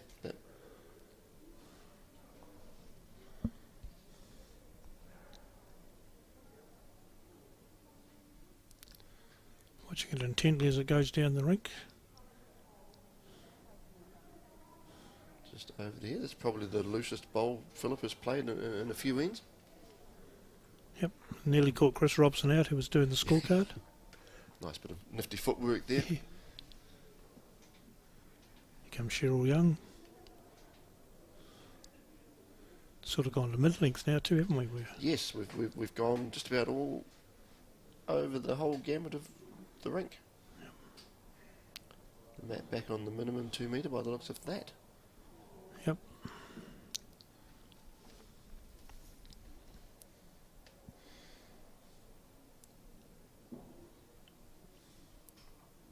Philippa Christie and Kath Thompson there from Plimmerton.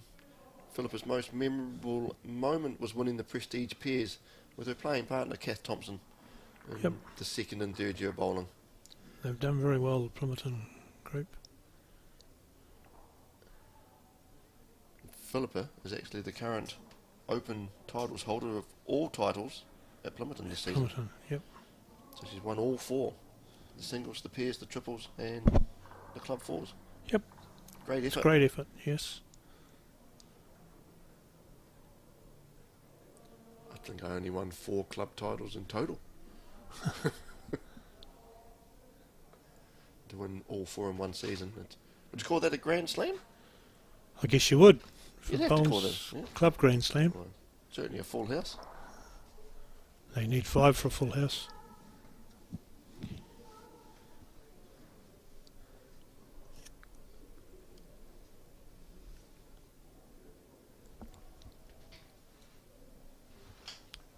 Comes Kath Thompson down the back end.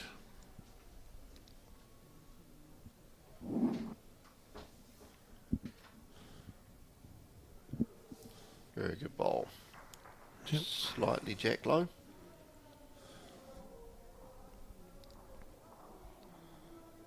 Meaning that the bowl's on the player side of the jack. As opposed to jack level, which is in line with the jack, and jack high, which is past the jack. Here comes a jack high bowl from Petone.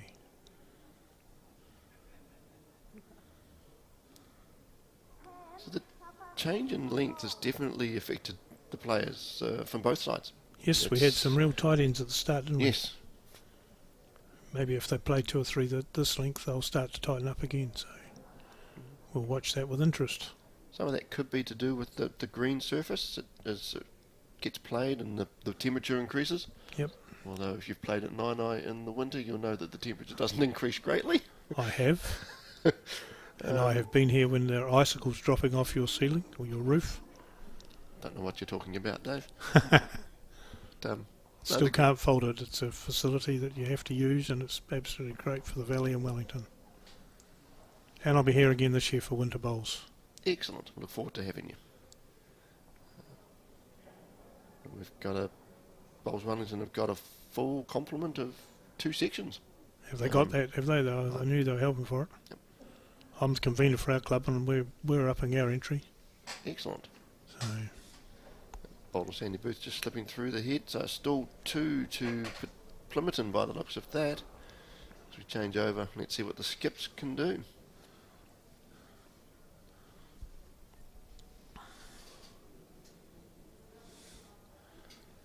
it's not an overly generous game. 21 shots and 13 played ends.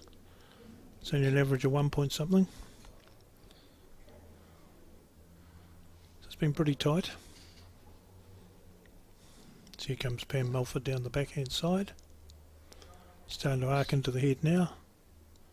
Tracking nicely. Kath taking an interest, but it's going to go across in front. Yep. Ooh, who knows? Just sat that nearest bowl down. I think the lady on your screen is one of the major reasons for the closeness of the score. She's played some outstanding shots to reduce or to claim shots. She's on good line again here too.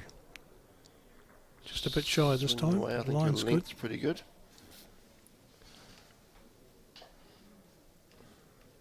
Nuisance bowl for Pam Mulford, but it's still play underneath that.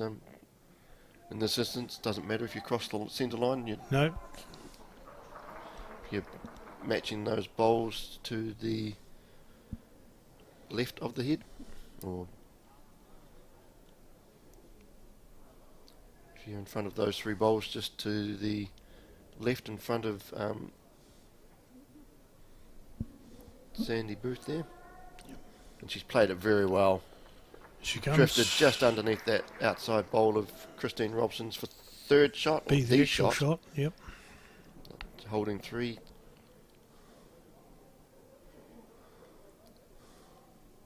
Kat Thompson changing. Christine Robson, sorry. Kat changing. She looked like she gave that a bit of push. She's under. Oh, could be a little break coming here. Multiple here this time, I'll confidently say, but I was proved well wrong the last end, so I'll definitely looks like the second one's easier, doesn't it? But on this view, it looks like that one to 11 o'clock from a foot should be the second shot, but it's not getting given without a measure. I was going to say here, Plimmerton get 2 or 3. It's a nice little break, but may only be 1 with the measure coming out.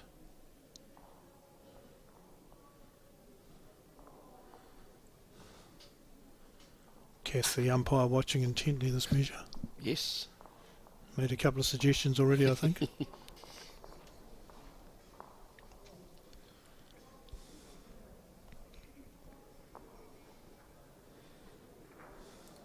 course, the games don't have to go to the 18th end, Dave. Nope. If one team gets mathematically too far ahead, or if you use the cricket analogy, the run rate is more than you can score.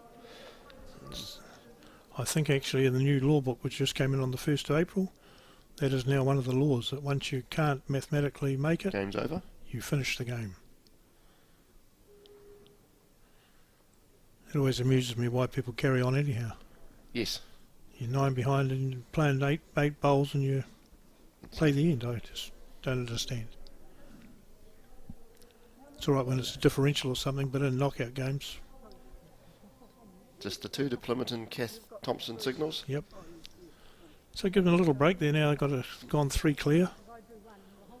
And we've got 15, 16, 17, 18 to go, 4 ends left. So it's still anybody's game. Anybody's game. So, classic example in the centre final last weekend between Stoke and Gore. The once Sheldon Baggery Howley had claimed the victory over Shannon. In the singles game, the pairs were so well ahead that even with 6 ends to play, Stoke pulled the pin. Yep. Yeah, the men finished very early and the woman came right down to that last bowl. Yes.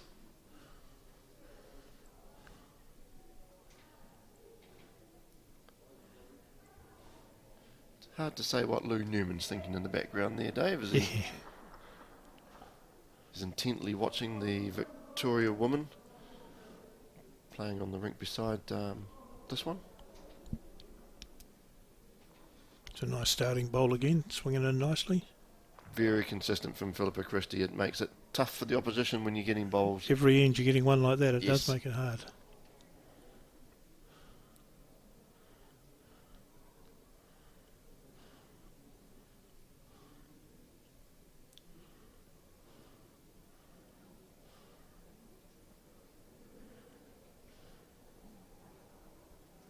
Cheryl Young tracking nicely here.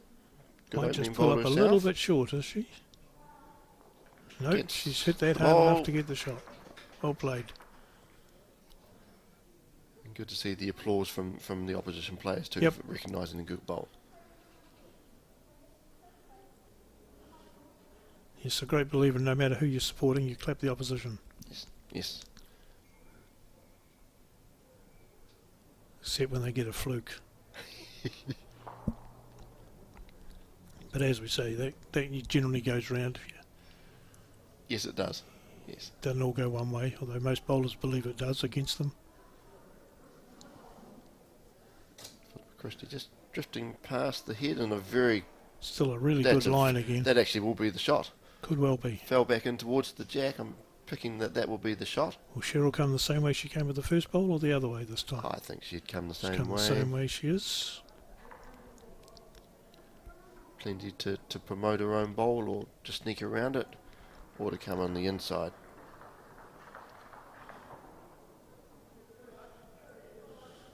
Pretty handy.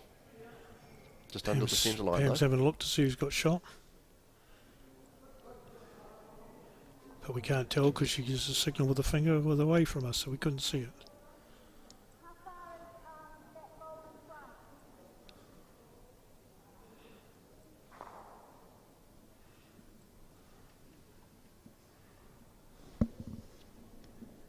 Pam just showing the benefit of all her years' experience in those 39 club titles with the 10 pairs in a row that she's won. Just now looking to start playing the scoreboard. Yep. Placing bowls and covering when you've got potentially got the shot. That you start moving the pieces around the chessboard, Dave. Correct, and second shot's not always bad when you're leading. Yes. Don't always have to chase shot.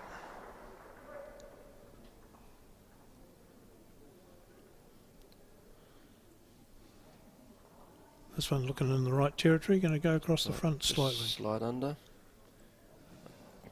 That's exactly what Pam Mulford was trying to get to cover. Any jack movement from the Petone Central players. Actually looks set up there to use a little bit of weight if you need to, because you've got 2 bowls to rest on, Yes. or the jack to move.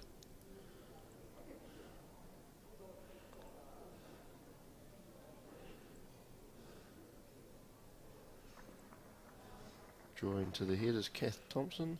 She played Drawing it pretty very well nicely. too. Played it very well. Oh, not quite round. Oh, yes, she has. Is almost the perfect bowl. I was going to say, a very hard nice to finish dislodge. for her.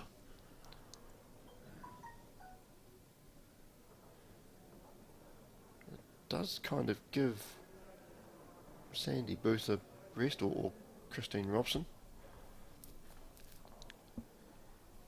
I think they might have been intended to do what we just mentioned about Yes. playing a little bit of weight into that head. Just a fraction wide. At this stage, it looks like there might be 3 more to Plimmerton there. Miramar people look happy. Yep.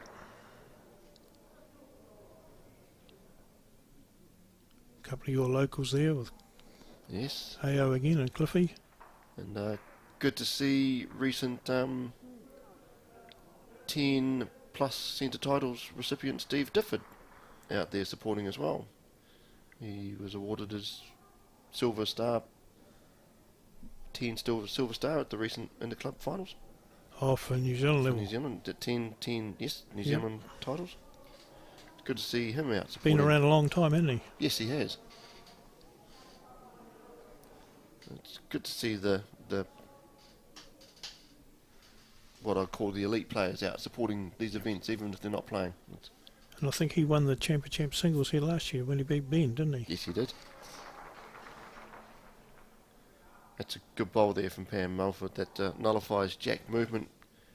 I suspect Christine Robson will be looking on her forehand to either rest the shot bowls or trail that jack. Looks a bit wide to me. I would think so, Dave, but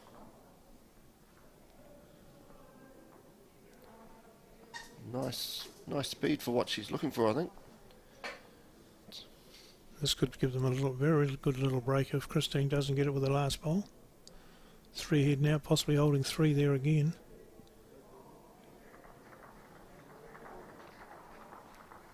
Pam going to add to the count.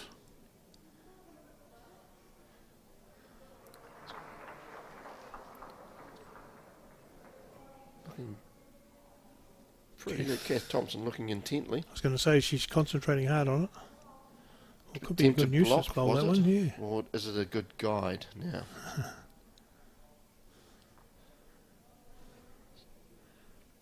Christine on the backhand. Has she changed hands? She is on the backhand playing with real weight. She's She's going wide. to swing it round, going She's past. wide. I'd say this is a count of 3 here. Plimmerton starting to make a mini break here towards the tail end of this game. That's 2 out already. 3. It was 3. So we've got a break of 6 now with 3 ends to go. That's a significant little break at that stage. It is very significant. Going back to the consistent leading of Philippa Christie. Yes. Getting 1-2 bowls close all the time puts pressure on the Petone Central Absolutely. players, and just felt Plimmerton have been having the bowls on the head that could become counters, and it's when you start chasing shots and so forth. Well, Petone now have to chase shots, don't they? Well, They've got to average 2, another 1 down, and it creates all sorts of hassles when you're 7 behind with 2 to go. yes. Barry's got some update scores again. Looking at the ladies' pairs, the match between Tawa and Miramar after 16 ends. Tawa in control there, 16 points to 7. And in the other semi-final between Victoria and Johnsonville after 15 ends, it is Victoria who lead Johnsonville by 14 points to 10. In the ladies' triples, the other ladies' triples semi-final between Nainai and Titahi Bay. Nainai are pulling away there at 17 points to 7 after the 16 ends. And in the men's triples semi-finals, we have Lyle Bay leading Upper Hutt after 16 of the 18 ends by 18 points to 11. And Plimmerton over Tawa. No, sorry, I'll wind that back. It is all square after 16 ends between Plimmerton and Tawa. 11 all after 16 of the 18 ends.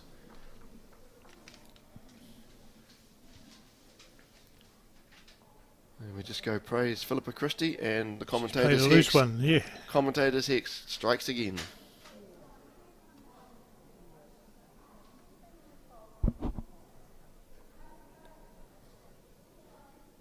We've talked a lot about it this morning, Dave. Correction is the key in bowls. Correct, yep.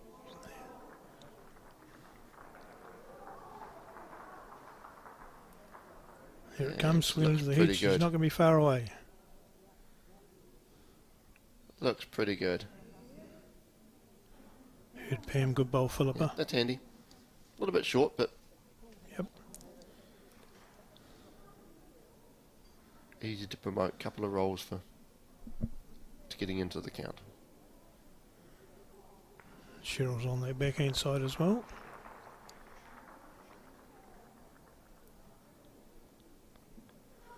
Under the green, under the head. now we can start talking about scoreboard pressure, as you say. Correct. Petone Central having to chase points, and it's not so much pressure of this occasion, but scoreboard pressure now. That'll Already challenge. they need 2 ahead, so Yes. all Plimmerton's got to do is be consistent. As I said, your second shot's good from here on in. Very much.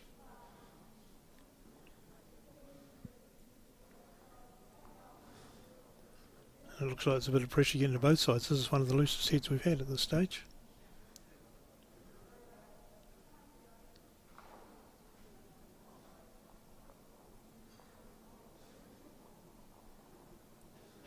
You'd swear the jack had been moved, it's all scattered. Yeah.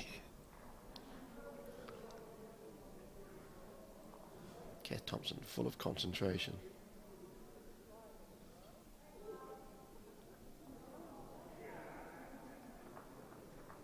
Stays down after she delivers for a bit to watch where it's going as well. Nice delivery and follow through. And tracking nicely. Might be a She's bit shy, I think. just around that. No, she's shy of it.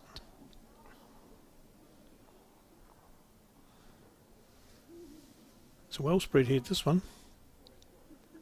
One Petone Central bowl in the general vicinity.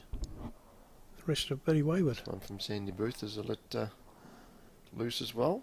Yep. So let's see what the skips can change. Plenty of room for There's lots of room both to draw in players. there. Wonder which hand they'll play. What are you picking? Backhand or forehand for the next one from Plimmerton? You'd play, if you were Pam Mulford, you've got bowls there to promote, so the backhand would be the That's what I'd be obvious picking choice. too. She's either Looks hitting like- those front ones or coming round them and getting onto the shot bowl. Looks like that's what she's looking at, but she may change it. Again, that visualisation, pre-shot shot selection. If she hadn't turned that bowl over, we could have had a wrong bias. Looked at it once and then went back and turned it over.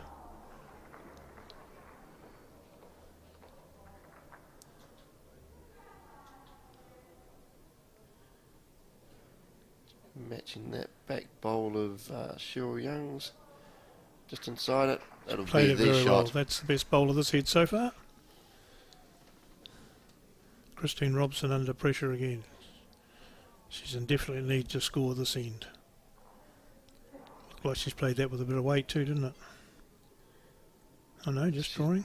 She can get underneath that bowl of Philippa Christie's. Very close here to the jack. Very good bowl.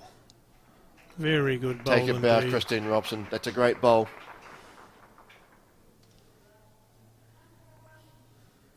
How far did you get behind her? What do you want me to do?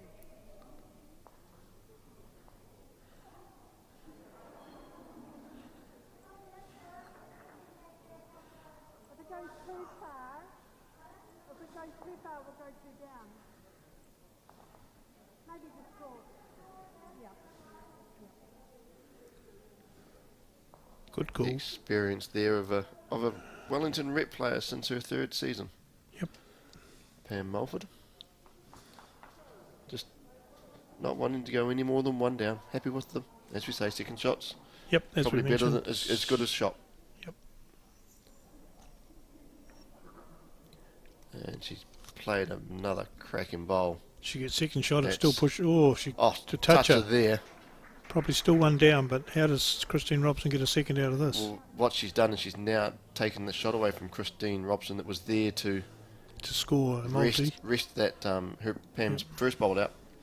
Very hard to get a multiple out of that now. She comes up to have a look. Depends where that kitty goes. If she hits it, it may go straight back. It may go out. I don't know. Even if that bowl will come on to kitty, because it looks like it's resting on Pam Mulford's bowl, doesn't it?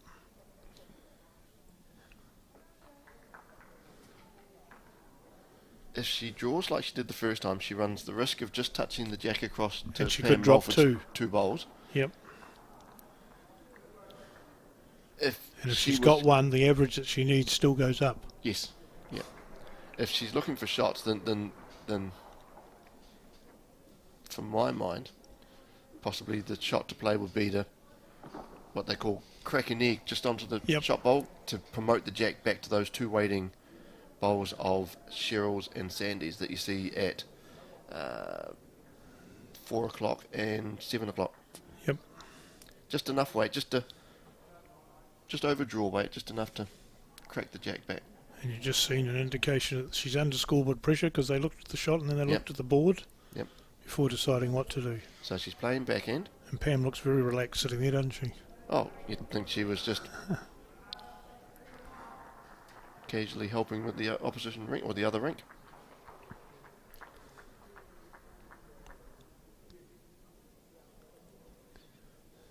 Christine Robson looking to make 2 out of nothing really. She holds shot currently. And I think that's what she was trying to do, was she had a bit of weight on that, Dave. Yep, had a bit of weight there. So it's 1 to Petone Central. So 5 the difference, 2 to go. As you say, that average run rate goes up. Yep. And what potentially could be the last end. Yes, definitely. In 17 of 18 coming up.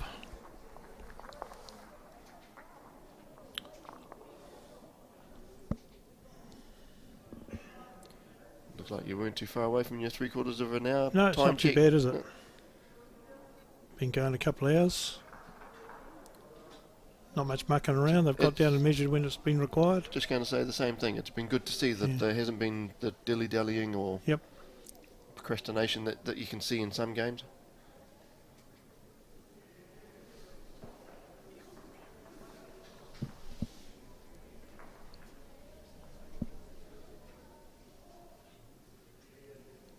Comes the opening bowl on the 17th and penultimate end, which may turn out to be the last end. We don't know. See some other games have finished over there. To Lisa White, Sharon Rich and Andy Gray from 9 on the bank. Yep, they were well ahead last They were report well we ahead, had, so so they'll make the final. Lisa White, of course, having a stellar season. National Mixed Pairs champion. Yep, Gold in the women's fours for the Aotearoa women's fours at the Oceania Challenge last week. yep. And she was part of the Bowls Wellington representative side at the Inter Centre. Lisa's been a handy bowler for a long time. Very good bowler.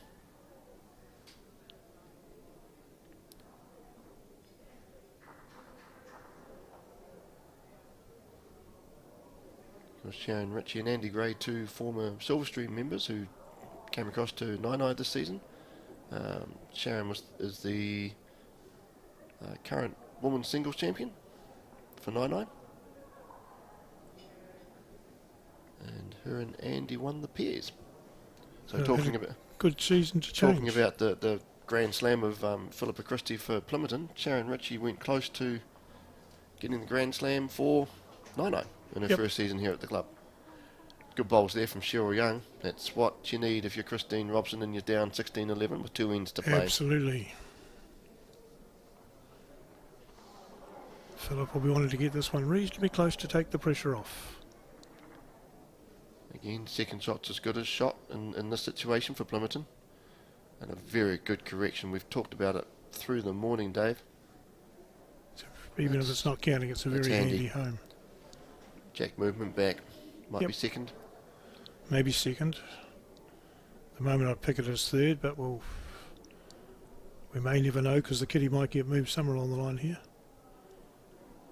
Sandy Booth coming down towards the jack. She's going to slide underneath that front bowl of Cheryl Young's.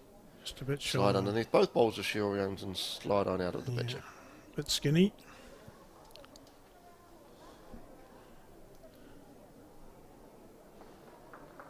Steve Ditford walking past the window. He must be getting ready to start. Next round scheduled for 11:30. It's still an hour away. Close to it.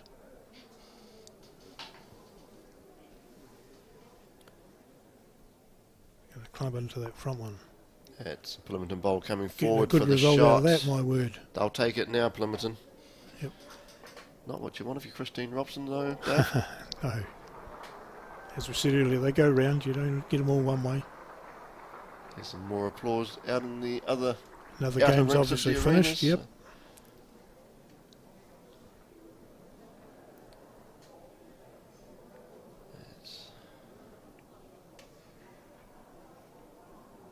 Sandy Booth just over the head.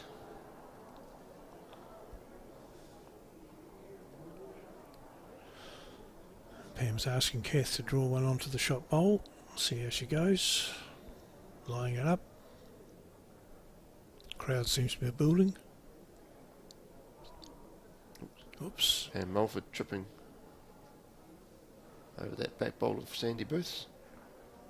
Placed by mutual agreement. It's a good attempt from Kath Jones, just a little bit under the head.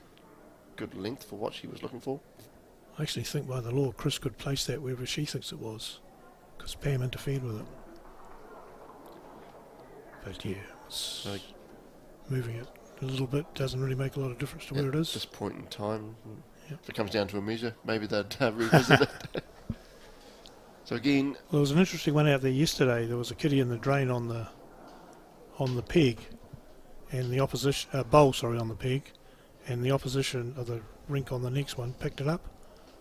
So we said, "Oh, that's a touch," and put it back in. And when the player came down, the opposition player said, "We might have to check that one for out."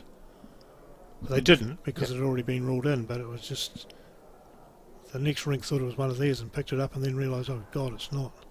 And it was right on that peg line in the drain. So as it was, the last bowl changed it, so it didn't count anyhow. But Christine Robson short with her first attempt. 1 down on the heads, 5 down on the board.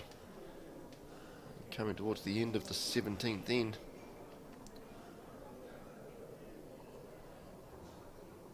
Nicole Toomey in the background. I think she's in the singles.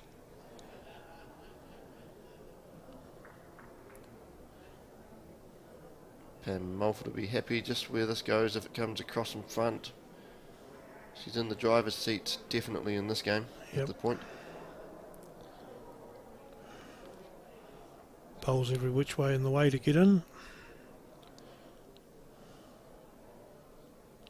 Christine Robson on the back end here. She'll be playing. She'll be looking for the shot ball. Playing down with weight, looking to rest that shot ball of Philippa Christie's through, but We'll pick up the might be jet. swinging She's underneath. away. And this is we slide. Almost a Hail Mary onto the jack, but One still to Plimmerton Plimmerton. holding shot. 17-11. If they draw a second one, it's all It's over. all over. It's Pam Mulford with the opportunity to seal the match and a place in the final for her team. Leading 16-11, holds shot on the head. Looks a bit wide to me, Dave, and she is. Very wide, yep. Safety first in that one.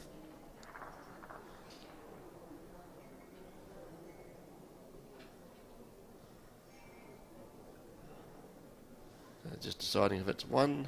Looks like it's only one from our position here in the Plimmerton are claiming it, but they don't look like Petone are going to give it.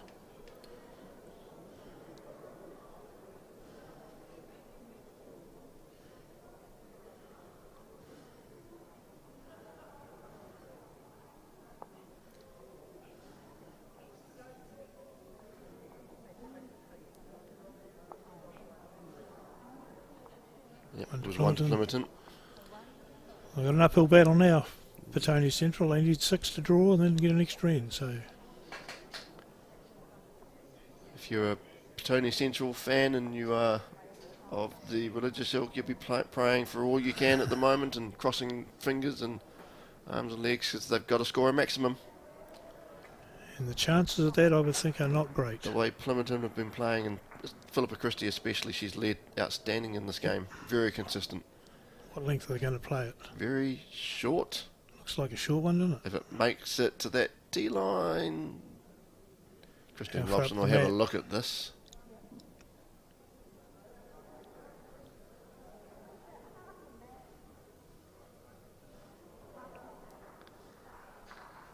And they're happy with everybody's explanation, so Yep, half a mat short up. end it is. Yep, very short, probably just about minimum.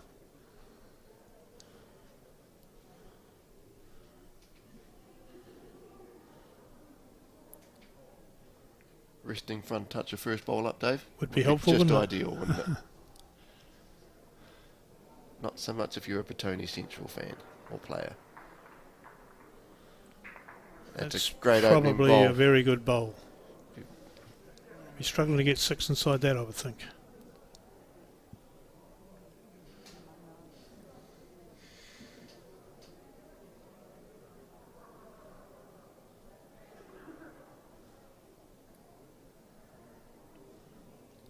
Cheryl Young coming very close, tracking nicely into the jack. Will be the shot that's just slid on a bit further than I thought.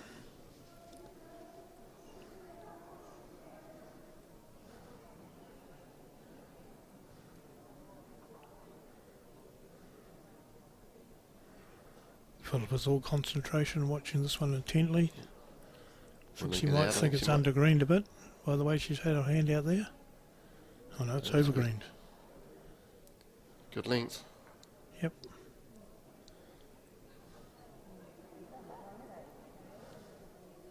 Need a big bowl here, Sandy.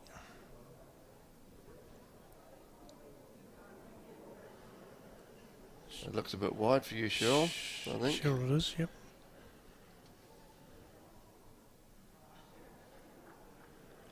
Now they're under a bit of pressure to get a 6 with that one. Might see a couple of run shots trying to kill it coming up. Because I do not believe there's a 6 building here, do you? Not that I can see at this stage, Dave.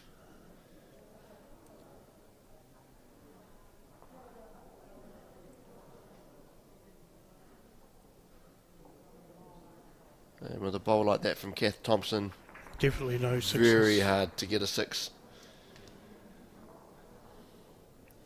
So we're down to the last 7 bowls of this first semi-final between Plimmerton and Petone Central. This There bowl might from- be a sign of resignation there. They didn't have a shot at that.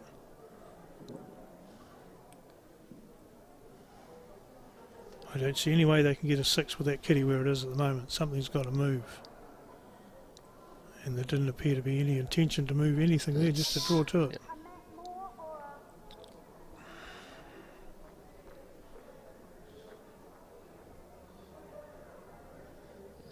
I'd never say players give up, but when you're up against an opposition playing as consistently as Yep. Plimmerton, and you know you need to score maximum points, it makes it very difficult. Reality's a bit tough, isn't it? Yeah. And,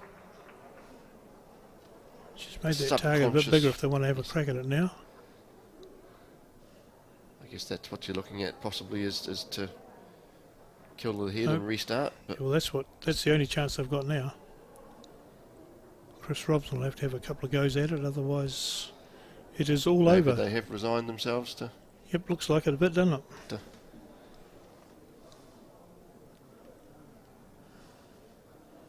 Whereas they've got 3 at the back, but the other one's a bit on the left-hand side of your screen. They've got Yes, a purple and 2 browns, but the other purple one's got a just about Plimmerton bowl between them. get to a trigonometry stage if you're measuring for that one, Dave. And it was never my strong point at No, school. all mine. Yep. Again, Pam Mulford showing all her experience there. She's holding the game. She doesn't need to go anywhere near. Yep. Just positioning bowls. Anticipating some form of aggression from Christine Robson, so putting in cover.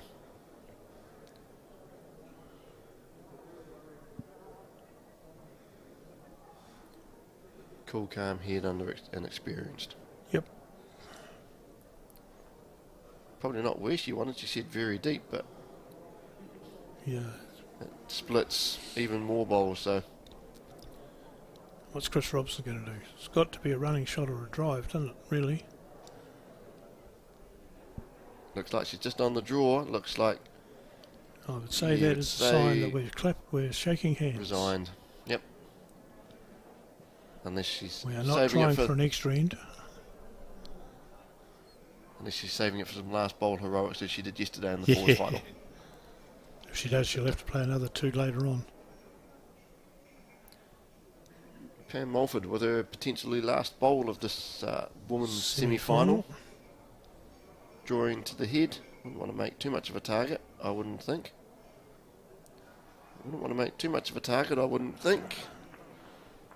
Well, I don't know about you, Dave, but my eyes would light up with a target like that. Yep, definitely. Only problem is it might go too straight into the drain.